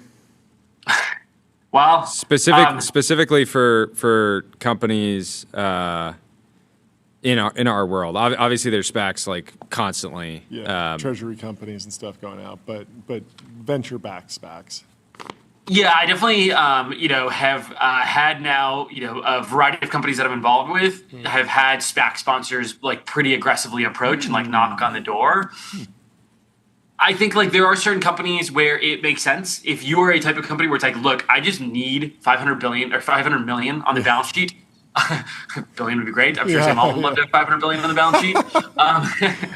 But yeah, and you're some super deep tech, long cycle thing. Yes, makes sense. Yeah. I think there's just enough scar tissues from the 21 time period where it's like there's a very small handful of companies that like survive through that SPAC crazy, right? Like there's that one robotics company that works with Walmart pretty significantly. It's like one of the few that has actually like sort of traded significantly up, but like the vast majority. MP Materials. MP Materials. Was MP Materials a SPAC though? Wasn't it Chamath SPAC? I thought it was a Chamath. Oh, yeah, it was. You're right. It was a Chamath. But that was like I think almost like a part. Like it used to be public, went private, restructured, and then like rebacked. It's Fortress Value. Fortress Value. I'm just excited. I'm just excited to see what American Exceptionalism Acquisition Corp. Symbotic was the one that I was thinking of, by the way. I'm pretty sure. It's one of the few SPACs from like 2021. Let's look at it. Here's a SPAC candidate. What about that Moon Hotel that was getting shared around? The YC Moon Hotel. I mean, at $400,000 a night, it's pretty simple. Just do the math. Yeah, simple economics. It's simple. It's just a math problem. I like that they're working on that. Give them a couple decades. Let them cook, Jordy. Let the YC founder cook. Thank you. Gabe in the chat, yeah, not a symbolic, traumatic spec, yeah. it was a pipe. Oh, it was he a pipe. Okay, yeah. So Pipe is a pipe. Pipe into that one. But yeah, symbolic is probably the best example of like basically SPACed at a looks like $8 billion valuation, now a $42 billion company, basically. Like incredible, obviously, like outcome. But that's like of the basket of like the SPACs that were in 2021, that's like, one of like, 15 that basically ended up like that, the vast majority down. And so I think for most companies, it did not make sense. Yeah, it feels like you get to do a big fundraise, you get a bunch of cash on the balance sheet, and then almost certainly you're going to have a stock chart that just looks like this, that follows you around and gets screenshotted in your face for the next 5 years. And then you look at some of these SPACs and it's like, oh yeah, they're up 40% this year. And it's like, but they were 10 times bigger when they went out. And so you have this weird dynamic, even if it puts cash on the balance sheet, it seems like it's a lot of weird dynamic, very different culturally to be running a public company, dealing with the Is Symbolic just a super underrated company? It's like a Ford-sized business. Wow. Awesome. I mean, yeah, it's large. I think it's pretty underappreciated. It's basically like, I would describe it as like the best warehouse robotics thing since Kiva. But it's like, publicly traded, independent company. Cool. My understanding is like pretty darn significant, rollout into all of Walmart. Yeah. Definitely not discussed enough. I don't remember like the venture investors, that were, around at the table, but it's like based in Massachusetts. That's a part of why it doesn't get like, a ton of interest and heat. But yeah, I definitely think it's like pretty under the radar. Yeah. Well, thank you so much for taking the time to come chat with us. Have a great rest of your day. We will see you soon. Good to see the boys. Let's keep. What you got? Oh no! Tactical nuke incoming. Tactical nuke? Oh no! This is me doing barbells for my barbell strategy, so I'm gonna just keep doing my barbells. Barbells work too. Keep wrapping it out. Keep wrapping the barbells, boys. Goodbye. You had to nuke them. The truth nuke. Restream. That's a truth nuke. One live stream, 30 plus destinations. If you want a multi-stream, go to restream.com. Going from the truth nuke to the restream. Speaking of robotics, next up we have Deepak from Skild AI. Yes. Got to give a shout out to Luke Metro. Luke Metro joined a company. It's pretty under the radar. Left Anduril to join Skild. Yeah. There wasn't a lot of chatter about Skild publicly at the time. And of course, Luke is a goated picker. Yes. And it's been marked up significantly many times since he joined. So, but until the CEO arrives here in the Restream waiting room, let's talk about Reggie James. He's joined General Catalyst as their creative director. He says it's an honor to be trusted to hold this position. He had the opportunity to spend a lot of time with incredible folks across the industry during his break, but the ambition that General Catalyst has to tackle huge problems is simply unnatural. There's so much work to do to show the story of the immense world being built here, but I couldn't imagine doing anything else right now. I'm incredibly excited for this. Super bullish on this. Reggie obviously is Aura Max. He's motion maxed. And I think if he can bring some of that to GC. It feels like, GC is a massive fund, but a little bit quieter. They're not going direct as much. There's not a lot of noise, and that just feels like more of a blank canvas than going into, if you put Reggie at a different firm that maybe has a whole bunch of other firms doing a ton of stuff. Loud.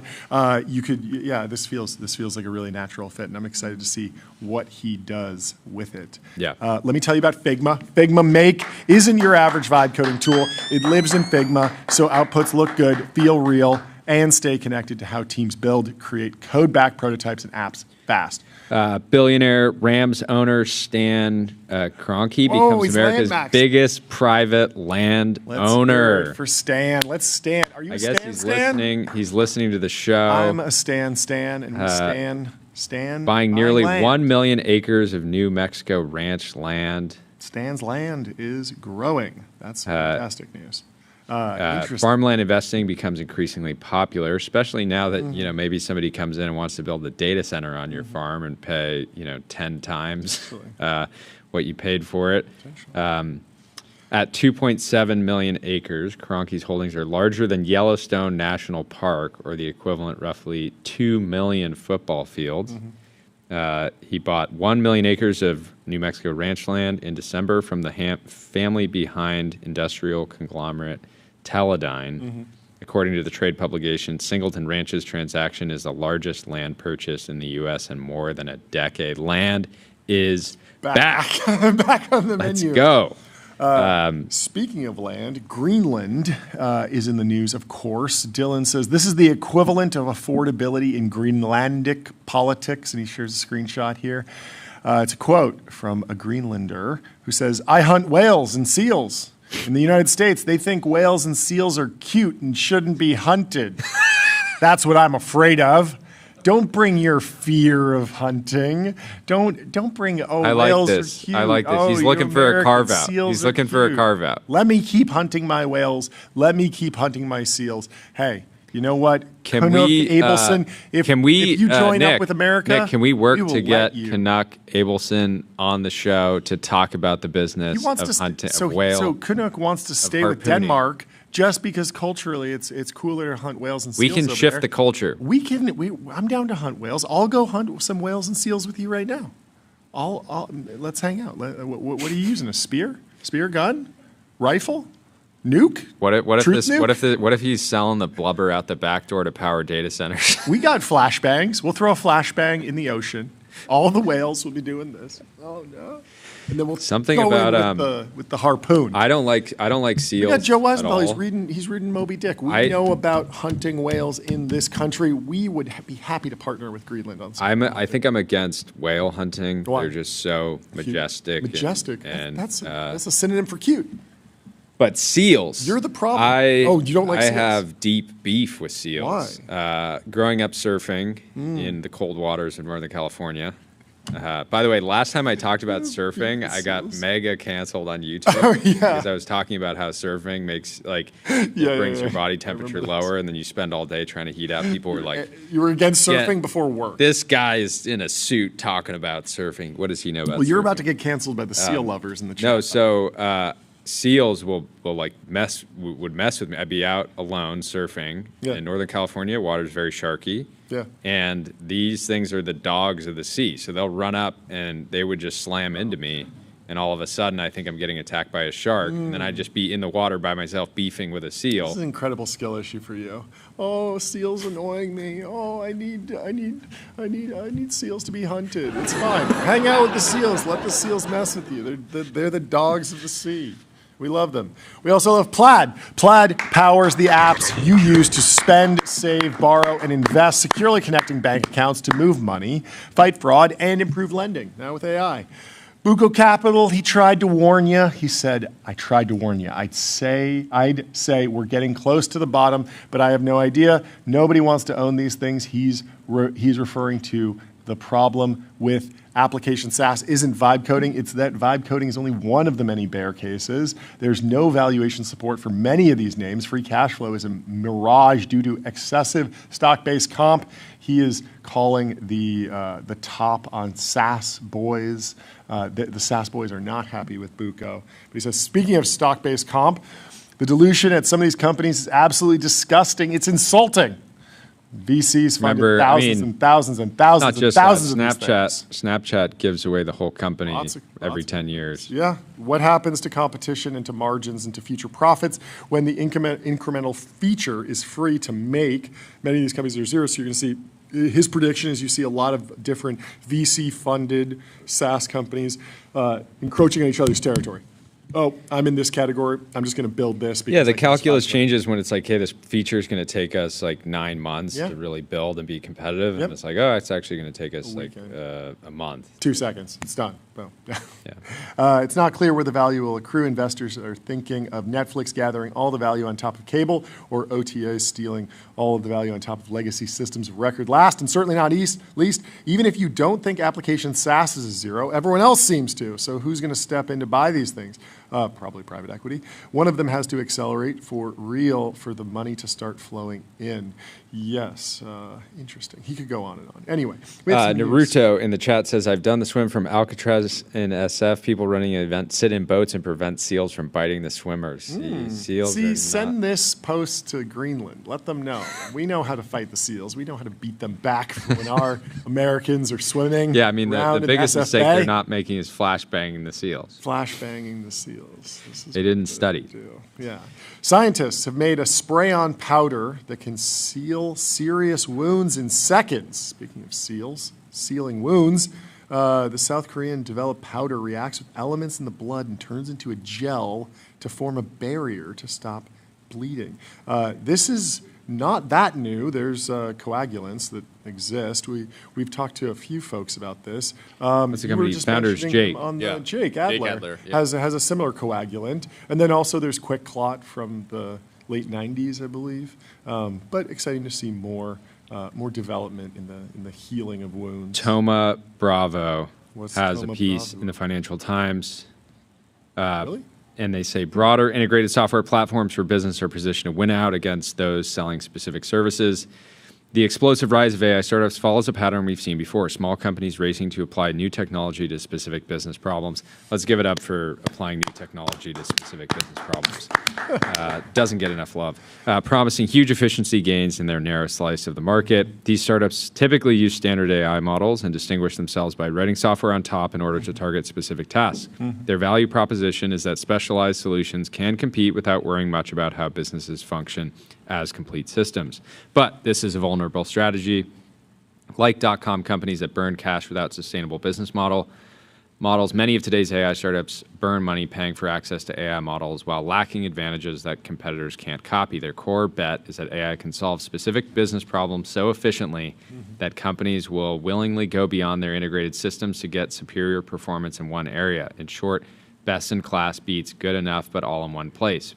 But connecting to full business processes to find a sustainable growth path over time is a very challenging task for companies built to do just one thing. While some might be seeing sharp initial revenue acceleration, they also see substantive costs. One study by Cruise Consulting suggests they spend double what traditional software as a service companies spend on compute and infrastructure, while also paying for specialized talents that command high pay packages. These structural challenges show why we believe established software platforms such as Salesforce, SAP, and Microsoft, and portfolio companies like Anaplan and Coupa that we invest in at Thoma Bravo will be more durable despite the risks of AI disruption to their businesses. While AI startups struggle to defend narrow territory, broader platforms build advantages that often grow stronger over time. Rather than just making one specific area better, they work on strengthening the broader business of a customer. This model produces intelligence for both the company and the provider building capabilities, and SaaS companies have years of making improvements. For example, software platforms can model cause and effect across business functions. A narrow AI tool might optimize an inventory, but if it doesn't consider cash flow, supplier relationships, or supply chain risks, that optimization on a single variable could actually stand to hurt the business. Established software companies are thus better positioned to address business concerns on AI integration, competition, implementation challenges, security, cybersecurity, legal, ethical questions, costs, and reputation risks. This is because digital transformation has always meant balancing efficiency gains with risk management. Trying to see if there's anything else here that's worth reading. I think the main thing is like being in a position like Thoma Bravo where you're meant to be deploying tens of billions of dollars amid when you have the shifting sands is like pretty harrowing. Like there's a ton of opportunity, very exciting time, but it's also harrowing. Yeah.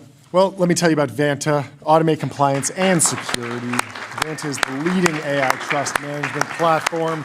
And we have our next guest. We are in our Lambda lightning round. We have Deepak from Skild. How are you doing? Good to have you on the stream. Thanks for taking great setup you got. Fantastic setup. Thanks so much for hopping on. We're testing it for the first time, and as you can see, there may be issues in between, so we do not know. Yes. Please introduce yourself and the company since it's your first time on the show. Yeah. So thanks for having me. I am Deepak Pathak. I am a CEO and co-founder of Skild AI. So at Skild, what we are doing is we are building a general purpose robot brain. Now, any robot, any task, one brain. So when I say that, it's like even a humanoid or quadruped, robotic arm, hands, everything governed by a single brain. And that is what we do. Let's get into the news from this week, and then we have a bunch of questions. Sounds good. What happened this week? Well, this has been a busy week for us. I think back-to-back we had multiple announcements. We began with the announcement regarding learning from human videos. We showed a lot of results. But the latest announcement, which is just from yesterday, is about the funding announcement. I've raised. How much did you raise? close to $1.4 billion, which values the company now at $14 billion.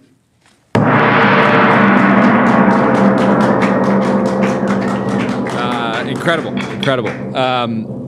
Let's talk about where you're most excited about the application of robotics in the very, very near term. There's so many different, obviously, angles, industries, kind of form factors that are exciting, but where are you guys focused on today working with customers? Yeah, I think this is whenever in public folks talk about robotics, on the consumer side, the excitement becomes, okay, we have robot coming to our homes next month, and my robot will do X, Y, and Z. And people don't realize that robotics is not a new field. Like, this is one of the oldest areas in technology. It precedes computer, and in fact, it precedes AI. And robotics, for 70 years, you see all these movies and even real-world demos of robots, but still we do not see robots around us. And we began to feel that robotics has not arrived yet. But if you go to any big factory, go to like car factories or Amazon, you will see like tons of robots, thousands of robots doing things, manufacturing items, etc. Now, what's the gap? The gap is you cannot get robots beyond these demos or beyond these factory settings to consumer scenarios because the brain has been missing. And that's what we bring to the table. Now, in this setup, it is a step-by-step approach. Even in factories, even in enterprise, the robots are there, but they are in a red tape area, like behind an area where you cannot go. And if a human goes there, they will have to turn off all the robots. And that's where you start first. You start to get these robots alongside people. So what we are doing right now, even we are already deploying in a variety of areas like point-to-point delivery systems, even warehouses, manufacturing. But the change is we are doing it alongside people, where people can come and interact and do their own work, and the robot will be working on the side with randomized scenarios. People is important because people create randomness and chaos. And that's where AI needs to come in. Yeah. How are you feeling about the supply chain? Are there any bottlenecks that you're worried about coming down the pipe? We've seen so many unexpected bottlenecks pop up in just the data center build out. We're talking about copper today. That was not on my bingo card. What should we be worried about if we are going to be scaling robotics over the next couple of years? Yeah, I think this is exactly why we are scaling the way we are. Mm-hmm. If you think about going, like, for every different application, there's a different hardware requirement. If you're doing something for data center, you need a different kind of robot for doing things and specific other scenarios. And this is where getting all the supply chain all together at once, it takes a long time. But as I said earlier, robots are not a new thing. Industries have already been deploying them for a variety of scenarios. The ROI has been less because you have to create a separate area, separate warehouse, customized scenarios for them. So we can piggyback on those supplies. So the model we follow is we partner with hardware companies or even end users who have hardware, and we provide our software as a service on top. And that enables very fast go-to-market strategy for us. And these robots, which may be earlier in a secure area where humans cannot enter, now can be used around outside alongside people and start to work. How much hardware do you guys actually build internally, specifically for testing? I can imagine there's certain kind of like products where you're working just on the software side, working with a specific customer, but then on the internal side, for like having faster feedback loops, I imagine you're building quite a bit as well. You can today, what has changed the last 5 to 7 years is you can purchase a lot of commercially available hardware. And in fact, every single robot hardware probably you've seen on the internet has made its way to our office, and we already have a large number of them, as long as the company sells them and gives us access to fully control the robot to our software. So we take the hardware, we put the model, which is an end-to-end model, goes directly from pixels in to actions out, and it takes control of the whole hardware and makes it a skilled robot. What form factor do you think? What robotic form factor do you think will be the first to make consumers feel like robotics has really arrived? Right. You talked earlier about how it's like commonplace in a commercial setting, but it's happening like in a warehouse. No one's really seeing it, and so they're not kind of like feeling the acceleration yet. But on the consumer side, When do you think people will have that kind of like moment? This is a very, very, very good question. And I think it goes to the root of what people think of robotics. When they say, okay, I want a robot in my home. Okay, let's say the most common thing in Silicon Valley, like, I want a robot in my home in this year. But when has it happened that you suddenly have things in your home and you do not see them in your daily lives? What about grocery store? Like, do you see robots in grocery store? What about Target? You order something, you have to wait it for 2 hours for it to get picked up ready, and then it's a pain to even pick it up. What about hospitals? What about any of these consumer facilities which deal with consumers but are on the enterprise? And that's where we believe you will begin to see robots first. It will become a commonplace thing, and then you start to get them in your robot. Like, if I give your robot to you, like today, you will probably use it and you will like it for a few months. Then it will sit in your garage like a massage chair, which I don't know if you have, and then never gets used again. So it has to first become common in your daily life, that you're not surprised, okay, I have this in my home and it's ready to go. And that's where we are starting. Enterprise is a stepping stone to the eventual consumer deployment. And yeah, I can go deeper into this. What is the other reason for this? But this is one of the practical reasons. The other reason is data. And that's we can go into if you have any questions. What kind of bottlenecks are there on the data side that you guys are seeing? Bottleneck as in where is the data? Bottleneck when there is something in high quantity and it's coming through a squeezed hole. But there is no data for robotics. And this is the main issue. It is not one of those AI areas. Like, as I said, robotics was, when the initial AI projects were done at MIT and other places, they were done in the context of robotics. It has been 70 years. Chips have, the gram has come down from a room size to, like, you cannot even see that, so tiny transistors. Robots are still not around them. And the reason for that is, unlike language or vision, where you can build GPT-like models, LLM-like models, there is no data for robotics. And that's where the technical part becomes very critical. So what we do today is we bootstrap. You have to somehow bootstrap the process. To deploy the robot on the site, you cannot say, I'll get a data by deployment, and but to deploy, I need, so it's again a problem. Like, to deploy, I need the brain to function. For the brain to function, I need data. So how do you break this problem? To bootstrap that, what we do is we start with 2 such alternate sources. We learn by watching people. So learning by watching people act, like there are tons of lifestyle videos on YouTube and Flickr and other sources. We watch them and have the robots learn from that. And the second source is simulation. And we put them together to transfer these results to the real world. And once they get deployed, then we can establish this data flywheel where the more deployments increase, the more data you get back, and that increases the performance of your model. Very cool. Makes a lot of sense. Well, thank you so much for coming great on the show. Great to finally meet. Yeah, great to finally meet. We're huge fans of Luke Metro. He's a great pickup. Yeah, we'd like to nominate him for Employee of the Month and Employee of the Year. We don't know anything about the other employees. No insight, but he's the Employee of the Month in our We think heart. he's a great guy. He's a good person. Employee of the month every month. Fantastic. That's Fantastic. it. Awesome. So great to finally meet you, and congratulations on all the progress. Have a great rest of your day. We'll talk to you soon. Cheers. Goodbye.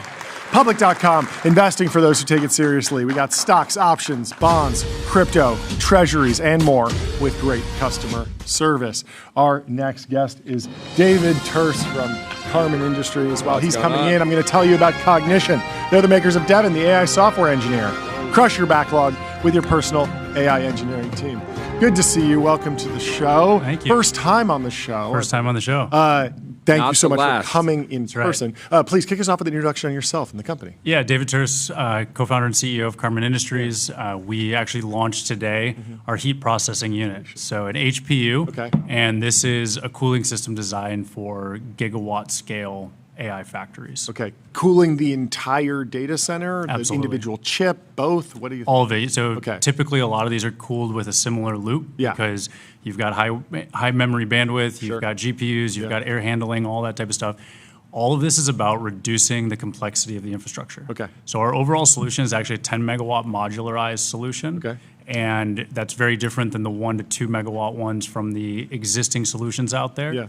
And we reduce that mechanical yard by about 80%. So your speed to deployment increases rapidly with this. So heat is generated as I put electricity through the silicon chip in an old Facebook data center. They would just open the window and blow it out with fans, I assume, air-cooled systems. Now we're seeing a lot of water cooling. Walk me through, like try and explain what is the actual flow of where the heat goes, how it's moved around. Yeah, absolutely. So pretty much every single electron that goes into a data center gets turned into heat. Yeah. Comes right into these chips. Yeah. They generate a huge amount of heat. So now when we're talking gigawatt scale, this is a gigawatt worth of heat. Sure. Yeah, we talked about there's a bathhouse in New York called Bathhouse, and they originally would heat the baths with via Bitcoin mining. There's so much heat coming off of it. Yeah, and racks used to be kind of in this like 5 to 20 kilowatt per rack. Now we've jumped up to 120 kilowatt per rack. Okay. The Vera Rubin coming will be 600 kilowatts per rack, and they're trending towards a megawatt in a rack. Okay. So when you think of how much power that is, a megawatt's 1,000 homes consumption. Yeah. And putting that in a rack. Yeah. And then all gets turned into heat. Yeah. So you have to move that the most efficient way possible. And today, 20 to 30% of your energy is going towards cooling. That is a OpEx constraint, that is a thermal constraint, and it's just, you're not generating revenue with that. Yeah. So we're trying to shift that, and we reduce that at a minimum of by 25% energy consumption on the cooling side. Yeah. Now you can have more headroom that you're using towards compute. Yeah. And what's the material? What's the substrate for extracting the heat? Air, water, something else? Yeah. So we interface with the existing systems that are there. So we integrate with the glycol loops that go to the chip level to the CDU side of it. Okay. But inside our actual system, we are using supercritical CO2. So we're running a high-speed compressor that was developed in-house by our team. We have a huge amount of history from SpaceX, Rocket Lab. About a third of our team comes from there. And we've really designed this from the ground up. Our first one, we came up and running in 8 months with a 4-person team. Ran it at 30,000 RPM. The next system will be coming together in Q2 here. And we're using supercritical CO2 due to the high density of the fluid. Energy density. So it can absorb the heat, it absorbs the energy, it heats up, and then you move it somewhere else. Yeah, we remove it. We vent it to ambient. But why we're calling this a heat processing unit is because today we view heat as a liability and as a constraint. But heat is energy, and it's an asset. And so we're building the platform that allows you to remove that heat from your system as efficiently as possible. And it opens the door for future use cases of heat reuse. Sure. I want to talk to you about that because I've seen some of the hyperscalers have put out statements saying that there is waste heat from our data centers, but we're going to be able to pipe it into the local community, basically give everyone free heat in their homes. And that sounds really good as long as, I guess, it's clean air. But it seems like a good use. What does it take to actually go from a data center in the middle of nowhere to a data center that's closer to a bunch of homes to get the energy, get the waste heat there, and maybe just warm up someone's house during the winter? Yeah, I think Europe will be more ahead of us than us, just due to the proximity of those data centers to urban locations. It's also just a smaller continent, smaller countries, right? So where we see also a great opportunity is to do waste heat back to electricity. Oh, interesting. And actually supply that back to the data center. So in your colder regions at night, during the winter, you'll have a big enough delta T where you can actually do that with our system. Okay. So that becomes now additional headroom that you can use towards compute. Okay. As well as then I kind of half seriously, half joke that right now, data centers are not in my backyard. That's the vibe that everyone has. But what if we built communities around these and you have free utilities if you live there? That would be huge. I think people would really like that. We were talking about this yesterday, just like if somebody's, you hear a data center coming into your backyard anywhere in your town, there's no for a lot of people, there's not going to be direct upside. Correct. Just because even if it's not there, I can still use all the different AI tools, right? I'm not like limited just because there's no data center even in my state. So I like that. Talk about discovering the opportunity, the journey to getting here. Maybe your background. When we met, you were in, this was probably a couple of years at this point, you were in the idea maze looking at a lot of different opportunities, and seems like you found a super exciting one. Yeah, so kind of going through that is, I was an entrepreneur in residence at Riot Ventures, looking for what I was going to build. Shout out Will. And it really takes people that are true industry experts, world-class engineers to develop something new. And I ended up partnering up with my co-founder, Dr. CJ Kalra, who had spent pretty much his entire career in the thermal energy space, most recently head of technology at Antora. Prior to that, worked at a couple different startups, but started his career at GE Research working on supercritical CO2. So that's exactly what we're doing here with our system. So when we started working together, it was looking at this broader thermal infrastructure layer. 50% of all end energy use is used for thermal management. We're either heating something up or we're cooling something down. And we're doing it with outdated technology.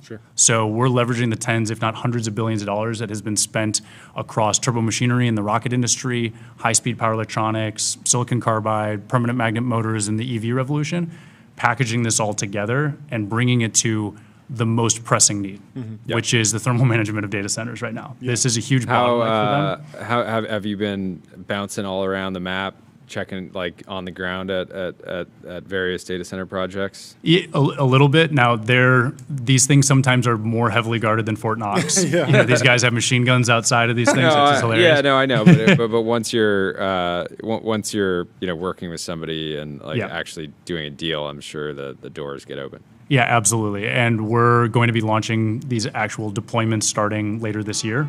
We're standing up our first factory, GigaWorks 1, which will be 100 units per year of 10 megawatts. So it's a gigawatt size capacity right out the gate, because the demand is so extreme compared to where the supply chain is right now. Yeah, so if we see one of these data centers, maybe it's 150 megawatts, maybe it's a gigawatt, how many heat processing units would they buy from you? Is it a modular system where they might be using some legacy system as well and then bring you on incrementally, or do they need to go all in and work with you exclusively? No, we're very much plug and play with the existing solutions that are out there. So you could, if you have an existing data center with an existing cooling system, we could phase in our system over time. But yes, a lot of these are clean sheet designs that are going up right now. And right now, this is one of the biggest bottlenecks for them for deployments. Okay, so there's obviously just a bottleneck of like if you just can't get any sort of cooling, from the market, like you'll just be delayed. Talk about the actual economics of someone who goes with you for a new build. Is this higher CapEx, lower OpEx over time, or how should a CFO who's working on a new data center think about working with you and the trade-offs involved? Yeah, absolutely. So our actual CapEx of the system is the same as existing solutions out there. And the snowballing effect of reduction of size, reduction of infrastructure, reduction of piping, make this a cheaper solution right out the gate, faster deployments because time is money on these deployments, as well as then when you actually look at the efficiency of our system. So in your worst conditions, this is you need to cool your chips at 20 C in Texas during the middle of the summer, we have a 25% energy reduction in the cooling system. Over the state of the art. When you start looking Virginia, some of these more moderate climates, we're looking 60 to 100% improvement in performance of this system, which that unlocks huge amounts of headroom. So it's not as much about the OpEx savings, because we do that, but what we really unlock is the ability to allocate more of your electricity towards compute, which that's the moneymaker in this thing. Yeah, that makes sense.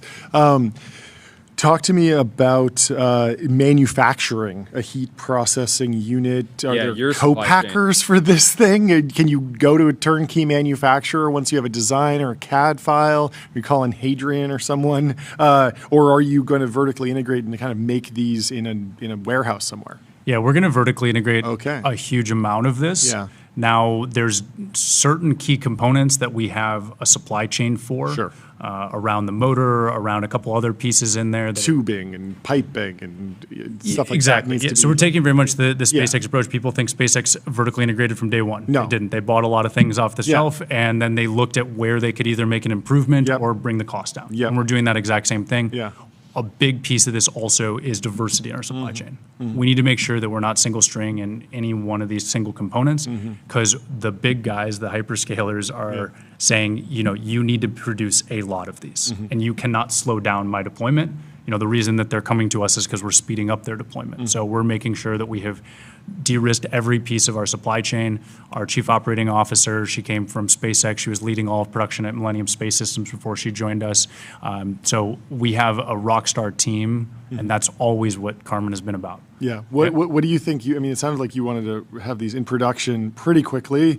What do you think about the lead time, the battle of the press releases, the idea of going out and getting a couple big headline deals done and then using that to either raise money against those or even just have them pay you up front, and then that kind of finances the growth. How are you thinking about like the investor relations aspect of the business? Yeah, I mean, I come from an investor background. We did actually announce the Series A this morning as well. Whoa, So, we got a gong for you. There we go. Hit the gong for us. Give us the details. Give us the first. details. All right, details. Who did it? How much? It was Riot Ventures. They were our lead. We closed it back in September. Fantastic. It was kind of under the radar. Of course. Yeah, it was Riot Ventures, Space VC, Wonder Ventures, and then Sunflower Capital. And we also brought on Pat Gelsinger. Oh yeah, He was love him as an investor as well. Yeah. CEO of Intel. Hit that gong. Hit that gong. Congratulations. Yeah, gong rings out. I like that. For I like the Karman technique. Industries. Good, I like the good technique. Good element. Talk to me about the name. It feels like you'd be a space company. You're not. Not yet. Is there something more about to the Karman line, or is that the reference? What's Yeah, it's Theodore von Karman, Okay. famous physicist. He did kind of coin the term of the difference between our atmosphere and space. Yep. But just his work in supersonic and hypersonic flow was a lot of the inspiration for this. That's amazing. That's amazing. What's next? You're hiring. How big is the team? Where do you want to be in a year? How are you thinking about growing the business? Yeah, we're 23 people right now. We have the core team in place to build these first units, get them up and running.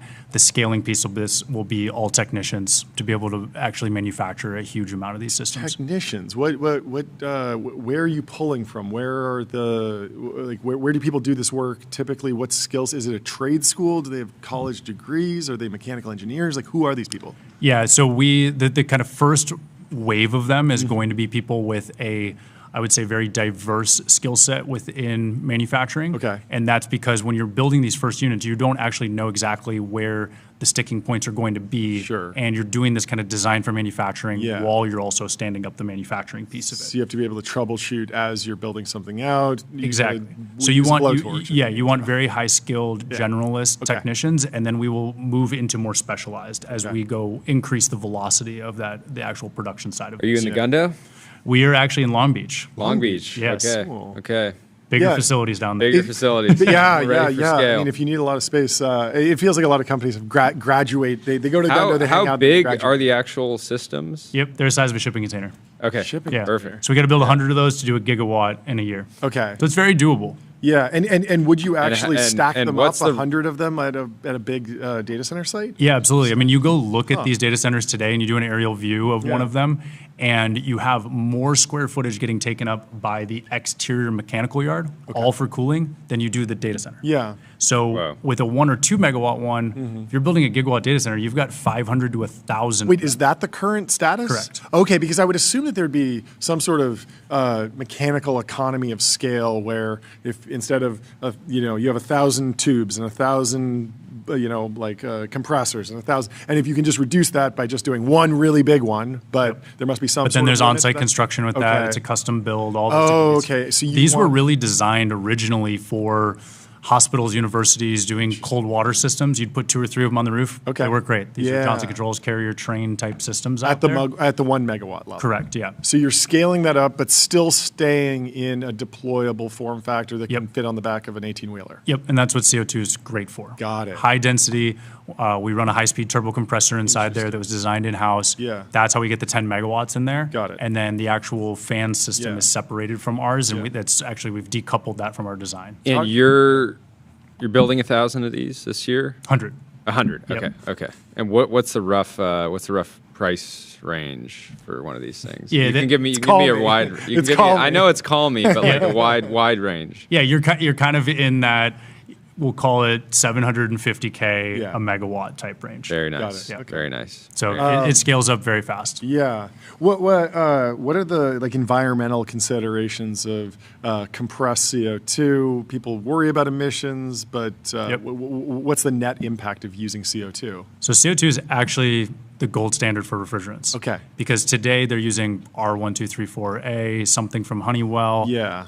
While they have tried to push down the global warming potential of those, they now form forever chemicals over time. Okay.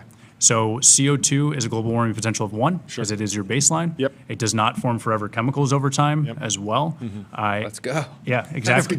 So we're gonna get. We want to get CO2 cannons in here. Yeah. There we go. So, yeah, no, this it's is actually important. a great working fluid for many reasons on that. It's non-flammable. Cool. And then the energy density of it is just dramatically higher than the existing solutions out there, as well as it's abundant. It's cheap. Yeah, interesting. And so, walk me through like a data center construction in, I don't know, 2028 or something. Is it possible that they're off water entirely? There's no water cooling, or would that still be a piece of the puzzle? Yep. So our system, while you use water as in like the glycol loops, Yeah. ours is a closed loop system. Okay. So it does not consume water at all. Interesting. Which is a big Yeah. plus for these data centers because we're getting a huge amount of pushback. Yeah, of course. A gigawatt data center can pull over 500,000 gallons an hour to keep it cool.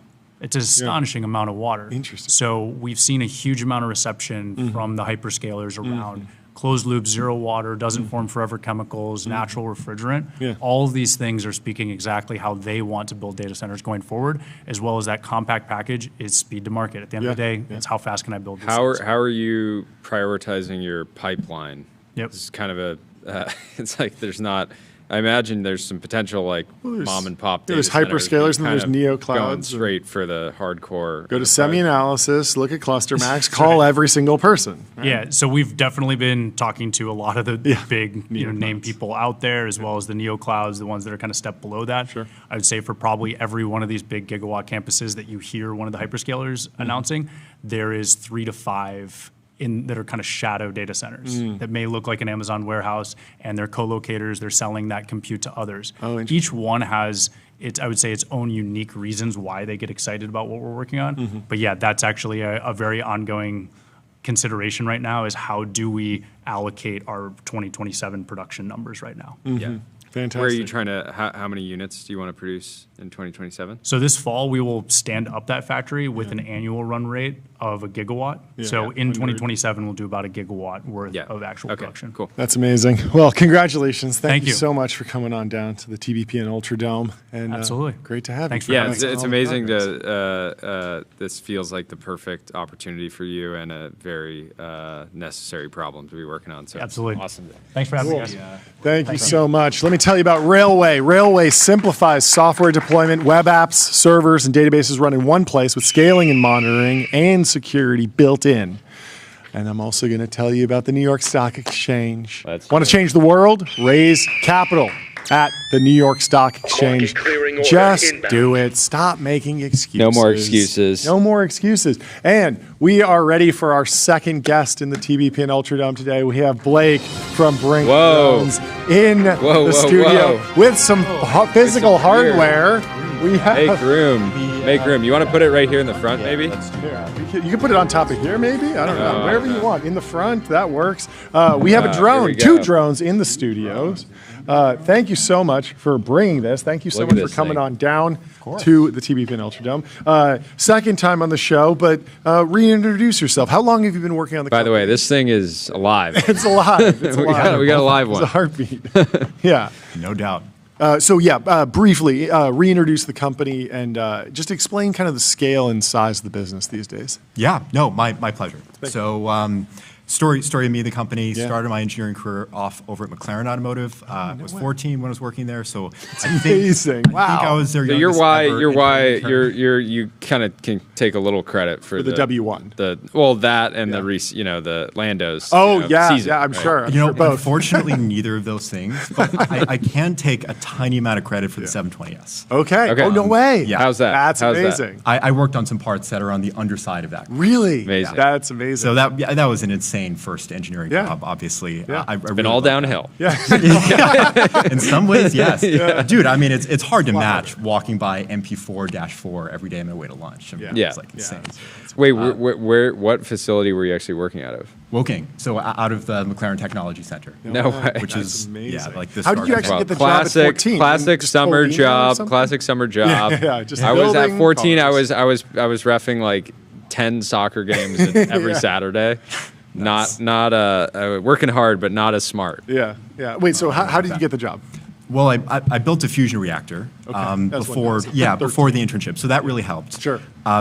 Basically, I would stay up until like 3 a.m. Las Vegas time every night, and I just kept calling their CEO. Yeah. What I never got through to, Yeah. but after maybe the third or fourth attempt, I did get through to his personal assistant. No way. And yeah, she took some pity on me and ended up Gave you a facilitating the internship. That's amazing. Wow. Okay, well, catch us up on BRINC. Yes. Scale of the business, where you are, product suite, all that. Yeah, 100%. So BRINC manufactures drones for public safety end users. We started off with this guy, which is an indoor drone for SWat teams. So the mission of this is to take off from an armored vehicle, to fly up to a target structure, look around the backyard, and then this was the first drone in the world to have a glass breaching capability. Sure. So it would literally shatter a window, make entry indoors. Yes. This right here is a small LiDAR. It generates about 500,000 points per second. So as this aircraft is clearing rooms, it's actually drawing a floor plan of the structure and then streaming it back live to first responders. If this Remind ever- me how it actually breaks the glass. Yeah, so basically it's a wheel that hangs off the front of the bird that has 2 tungsten carbide end effectors that are embedded into it. And the wheel spins up to roughly 30,000 RPM. So the second it's it sort of like a touches- saw almost. Yeah, but it causes glass to just explode. Like in Glass's particular, worst nightmare. Yeah, we have to share. When we were coordinating for this appearance, they said, if you guys bring some glass to the Ultradome, we can smash it on know. set. And we were like, I don't know. if I we have actually the broke some capability, we should have. glass yesterday. I was playing a little Oh, basketball. yeah. So we break glass here. Next time we'll have to have you bust in through the door, take down the steel wall. I would love to make that happen. Yeah. And yeah, this thing can also enable two-way communications, Okay. right? So when it finds a suspect, it can enable a crisis communicator Sure. to actually de-escalate whatever is going Yeah, on. a hostage negotiation. Yep. Classic. So Vegas Metro was our first customer. Okay. Today, about 20% of the SWAT teams in the country are actively utilizing this drone. Wow. Which is something What that are the rest of them waiting on? well, a lot of SWAT teams are super small. And they're like a shared effort between a bunch of 10-person police departments. Got it. This is, a rather premium drone, so they're not like in the direct addressable market for this particular bird. Yeah. If you're looking at the addressable market, we've probably sold to 40 or 50% of those. Sure. And they might need, if it's a small team, you might need an extra operator, someone who pull away from the door kicking that the rest of the team's doing. Correct. Not everyone has the staff Yeah, for it. that's exactly Got right. it, But got it. yeah, I mean, from the beginning of BRINC, I also had this vision of drones arriving at the scene of 911 calls before first responders Yeah, could, right? okay. But I was familiar with how technically complex it would be to realize something like this from my time at DJI. Sure. It was my Yeah. last employer. Yeah. And yeah, I thought building a citywide network of recharging pods that could integrate with computer-aided dispatch and, enable drones to fly very reliably over people, et cetera. It was just like a little out of scope for a teenager without any money. So it started with this, but, a lot has changed for BRINC over the course of the last 5 years. Today, we're just about the second largest quadcopter manufacturer in America, Wow. and we are the world's largest public safety drone company. And that's enabled us to, realize that product. Yeah, So this what is is the new. When did this come out? That's huge. About a year ago, little over a year ago. Oh, wow, the camera's active. Yes. Oh, yeah. Yeah, for sure. Oh. It's okay, I'm touching. Oh, yeah, no, it's great. I'm glad you are. So, yeah, this is really the world's first purpose-made 911 response drone. So it takes off from a citywide network of drone recharging pods mounted on top of police and fire station roofs, and it flies to emergencies before, first responders can show up. Yeah. And then when it arrives, it streams back a live video feed of whatever is going on, so first responders know exactly what they're about to walk into. It has an onboard thermal imager, so it can see heat, it can see through smoke, see hotspots and structure fires, all of that good stuff, communicate that potentially to a And I imagine police officers would want one of these on site, even if they're getting there first in some situation, right? Maybe they're witnessing something and just having that third-person view from the sky, so that they're less focused on, trying. Obviously they have body cams and things like that, but having that extra angle, I think, is important. 100%. Yeah, how does please. deployment work? I mean, I imagine a 911 call comes in, an address is getting collected, and then at some point does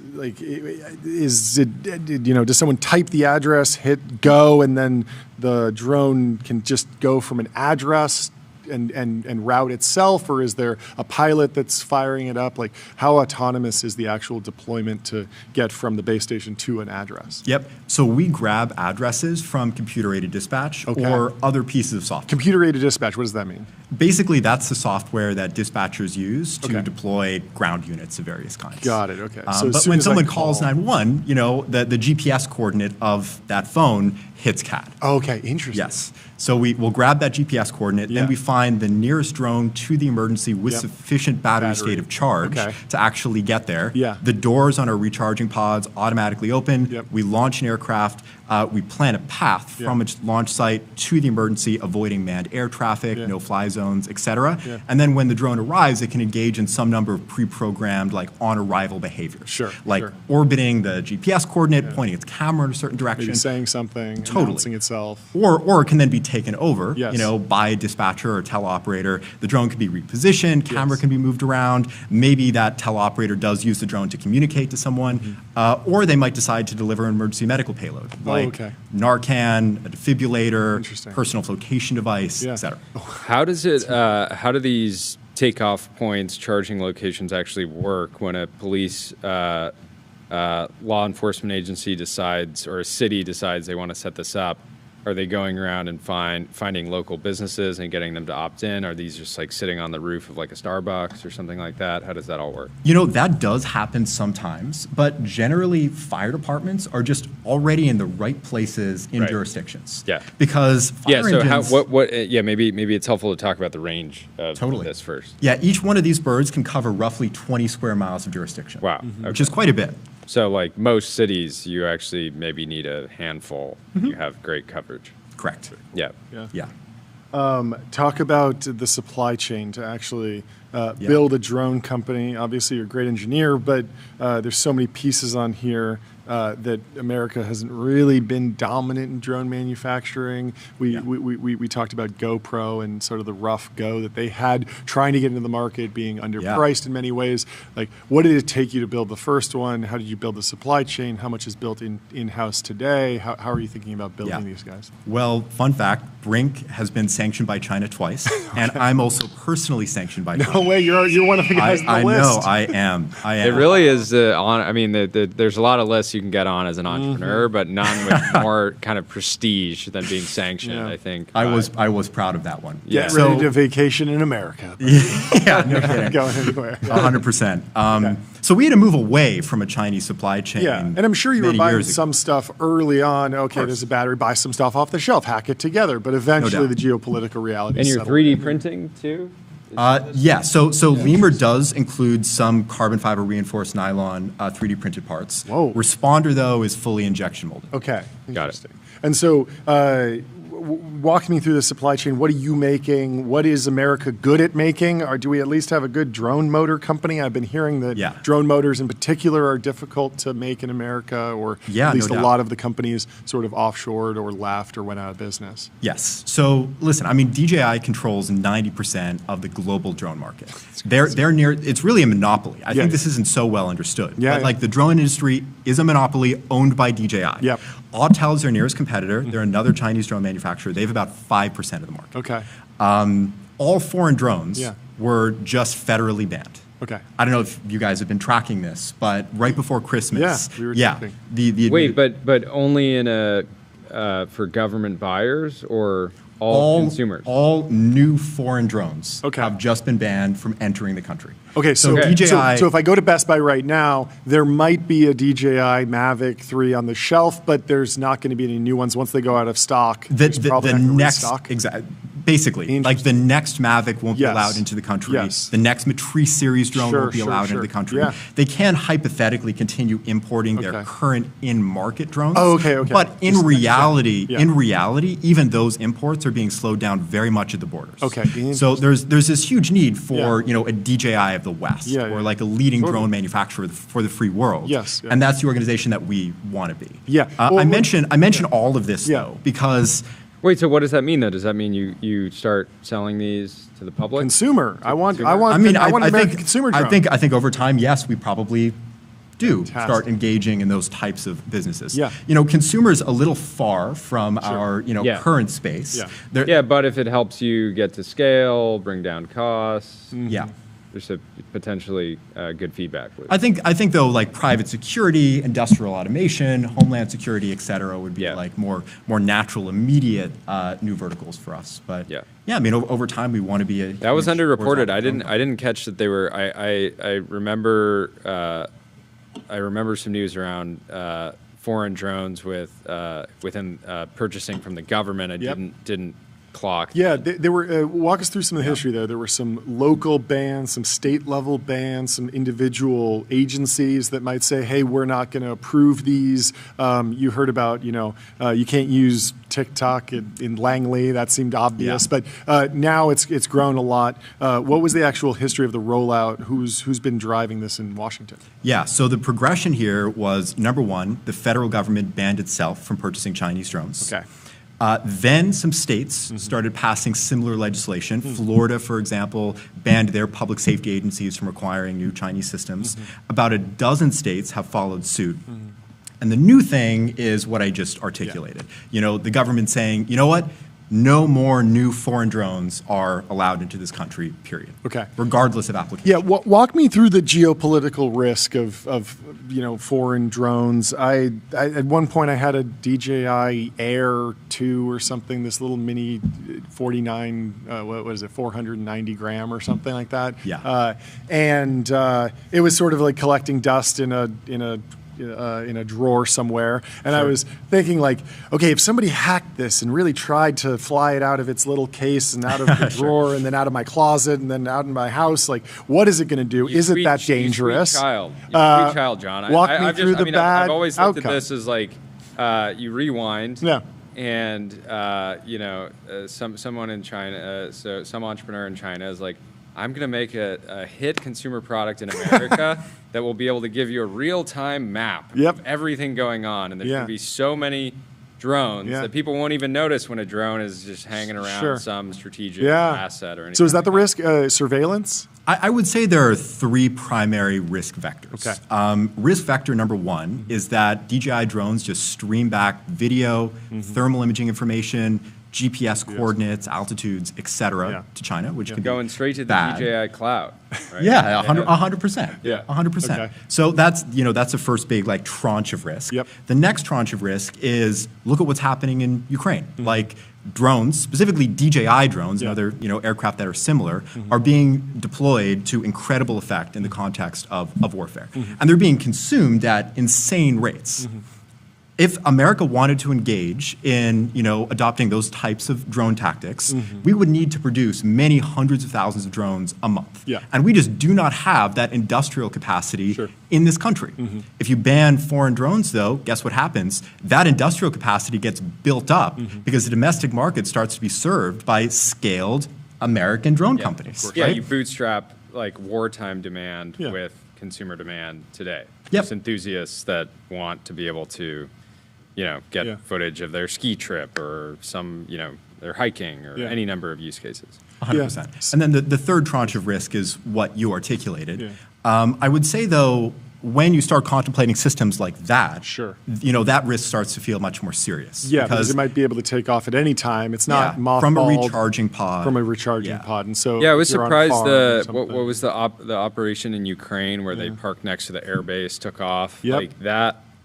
I still feel like that risk, people are not taking it seriously enough about that kind of event happening on American soil. What was I it, agree. Spiderweb? Operation Spiderweb? Was that it? Sounds right. I forget what it was called. But yeah, that was certainly dramatic. So talk to me about you're having success in the police market. Are you thinking of going to the federal government, the Department of War soon? Is there a crossover there, or is that more of a distinct market that you're putting off for the time being? Yeah, I mean, the way I think about things is there are 20,000 police departments in America, 30,000 fire departments, 80,000 police and fire stations. In the future, I believe the top half of those buildings are going to have a drone recharging pod on their roof. That's 40,000 deployment sites. We charge on the order of $60,000 to $160,000 per year per launch site. So even being very pessimistic, the domestic market's around $3 billion recurring. International, excluding Russia, China, Iran, and all the countries that we'll never be able to sell to, is a similar size. So it's maybe like a $6 billion pie. Even if we're only successful at capturing a third of that, we're a large public company. Axon's probably our closest comp right now. They're trading at roughly a 20x revenue multiple. So that'd be an amazing outcome for us. But long term, we do want to be the DJI of the West, right? And we want to operate in every customer vertical where we can add value.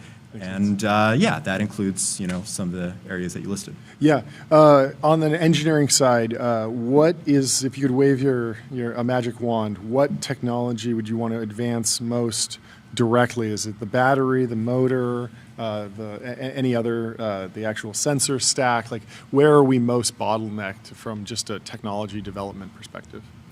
I would say, surprisingly, connectivity can be a challenge. Okay. Yeah, we're about to release something very innovative in that domain with our next drone. Okay. But yeah, that can be a major issue. Like, cellular isn't always perfect, especially at altitude. I have this very, very first world problem that on the drive home from the studio, there's like a 10-minute stretch where there's just I can't have a phone call. A phone call. So I start a call Yeah. when I'm leaving, Yeah. and then I'm like, I'm gonna have to call you back. Got it. In like 10 minutes, and then I call people back, and I'm like, how in the middle of Los Angeles on a major thoroughfare. street, Yeah. can I not take a simple phone call? Yeah. Keep in mind, our drones fly everywhere Yeah. in jurisdictions, Yeah. right? So every city has little pockets like that. And Also, the Verizon outage yesterday, you have to be. I didn't have any issues with it, but I mean, there was like 30% of Verizon users, I think, yesterday had no coverage. Some massive number, mostly East Coast numbers, I guess. But yeah.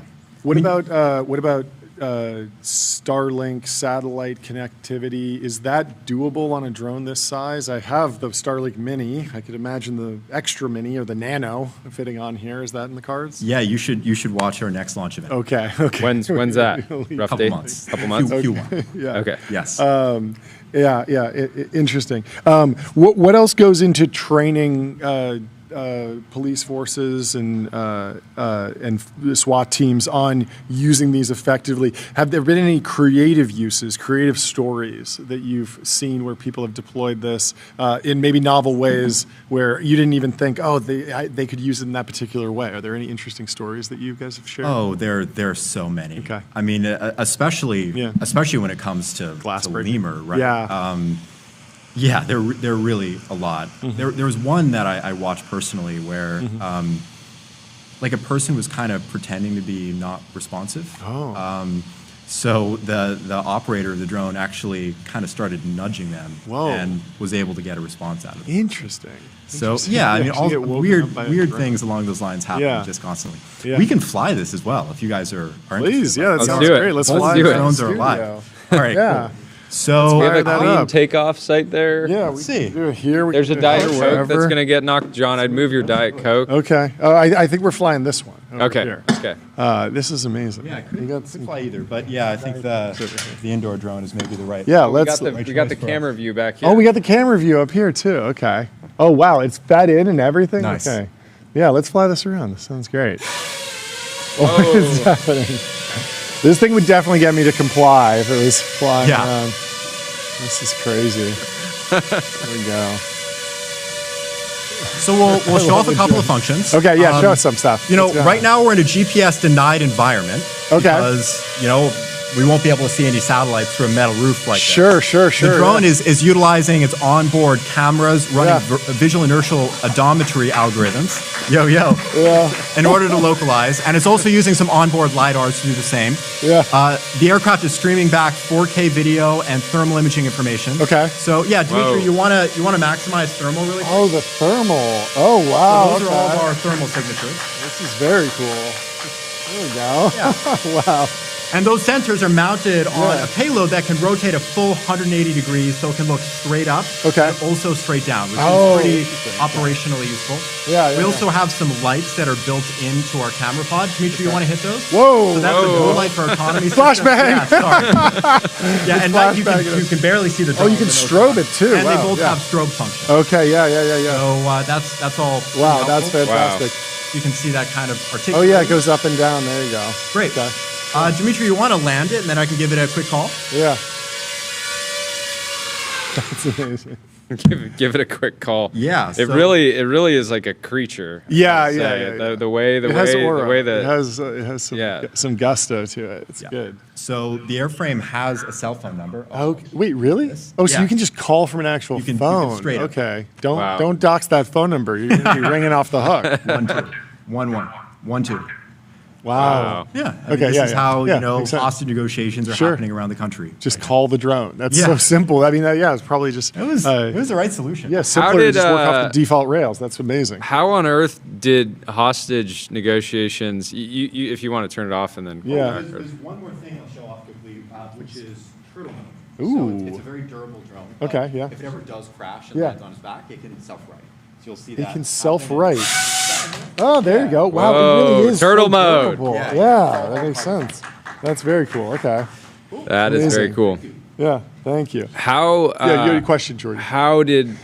What were the actual logistics of a hostage negotiation historically? Wasn't it a lot of megaphones? Like just screaming? Yeah, you're yelling, but then they're trying to yell Yeah. back, but they're in a house and they're trying to not be visible. I can imagine it's hard to hear. It makes the negotiation obviously a lot harder. I mean, that absolutely happened. A lot of instances of SWAT teams just having to make entry into structures where they didn't know what was waiting for them on the other side of the door, also occurred. Yeah. And that's not good for anyone. Yeah. I mean, that's incredibly dangerous for police officers. It's dangerous for the suspects. Yeah. It's dangerous for civilians that might just be like generally in the area. Sure. So, I mean, our thought with Lemur is why do that at all Yeah. when you can send in a little drone to clear all the rooms, find suspects, enable negotiation. Yeah. Hopefully that just resolves the situation. But even if it doesn't, at least now first responders know, what's waiting for them and they can put together a plan that takes all of that data into account. Yeah. What are the economics of the first responder units that you work with? Are they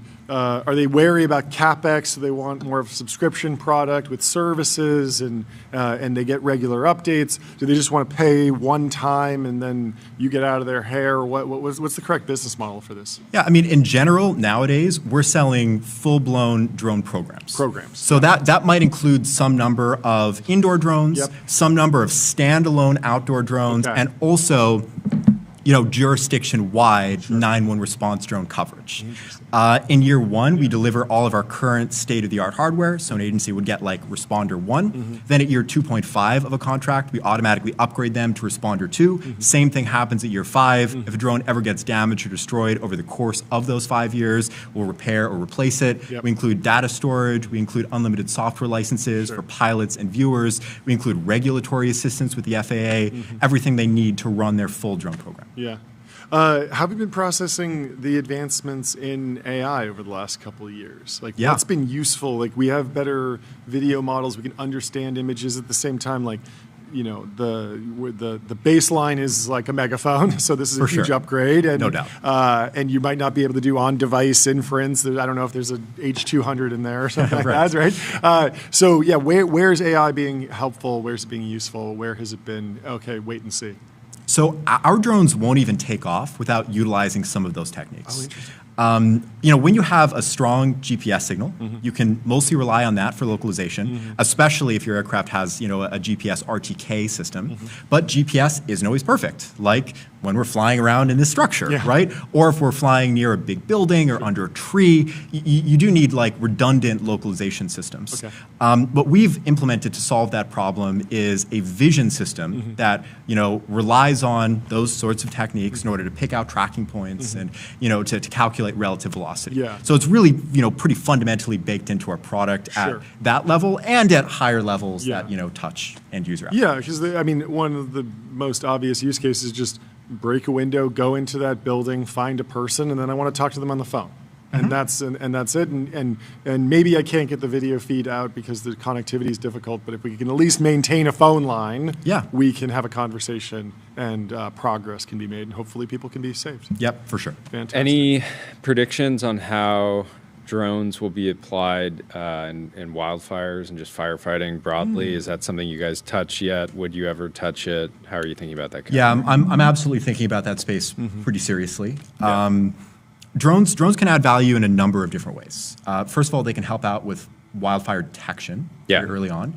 It's possible to put a drone recharging pod in an area that has a high wildfire risk and then just have it fly around. They'll be like solar panels powered? Yeah, you think? totally, Okay. 100%. And likely, a Starlink internet backhaul for connectivity. Okay.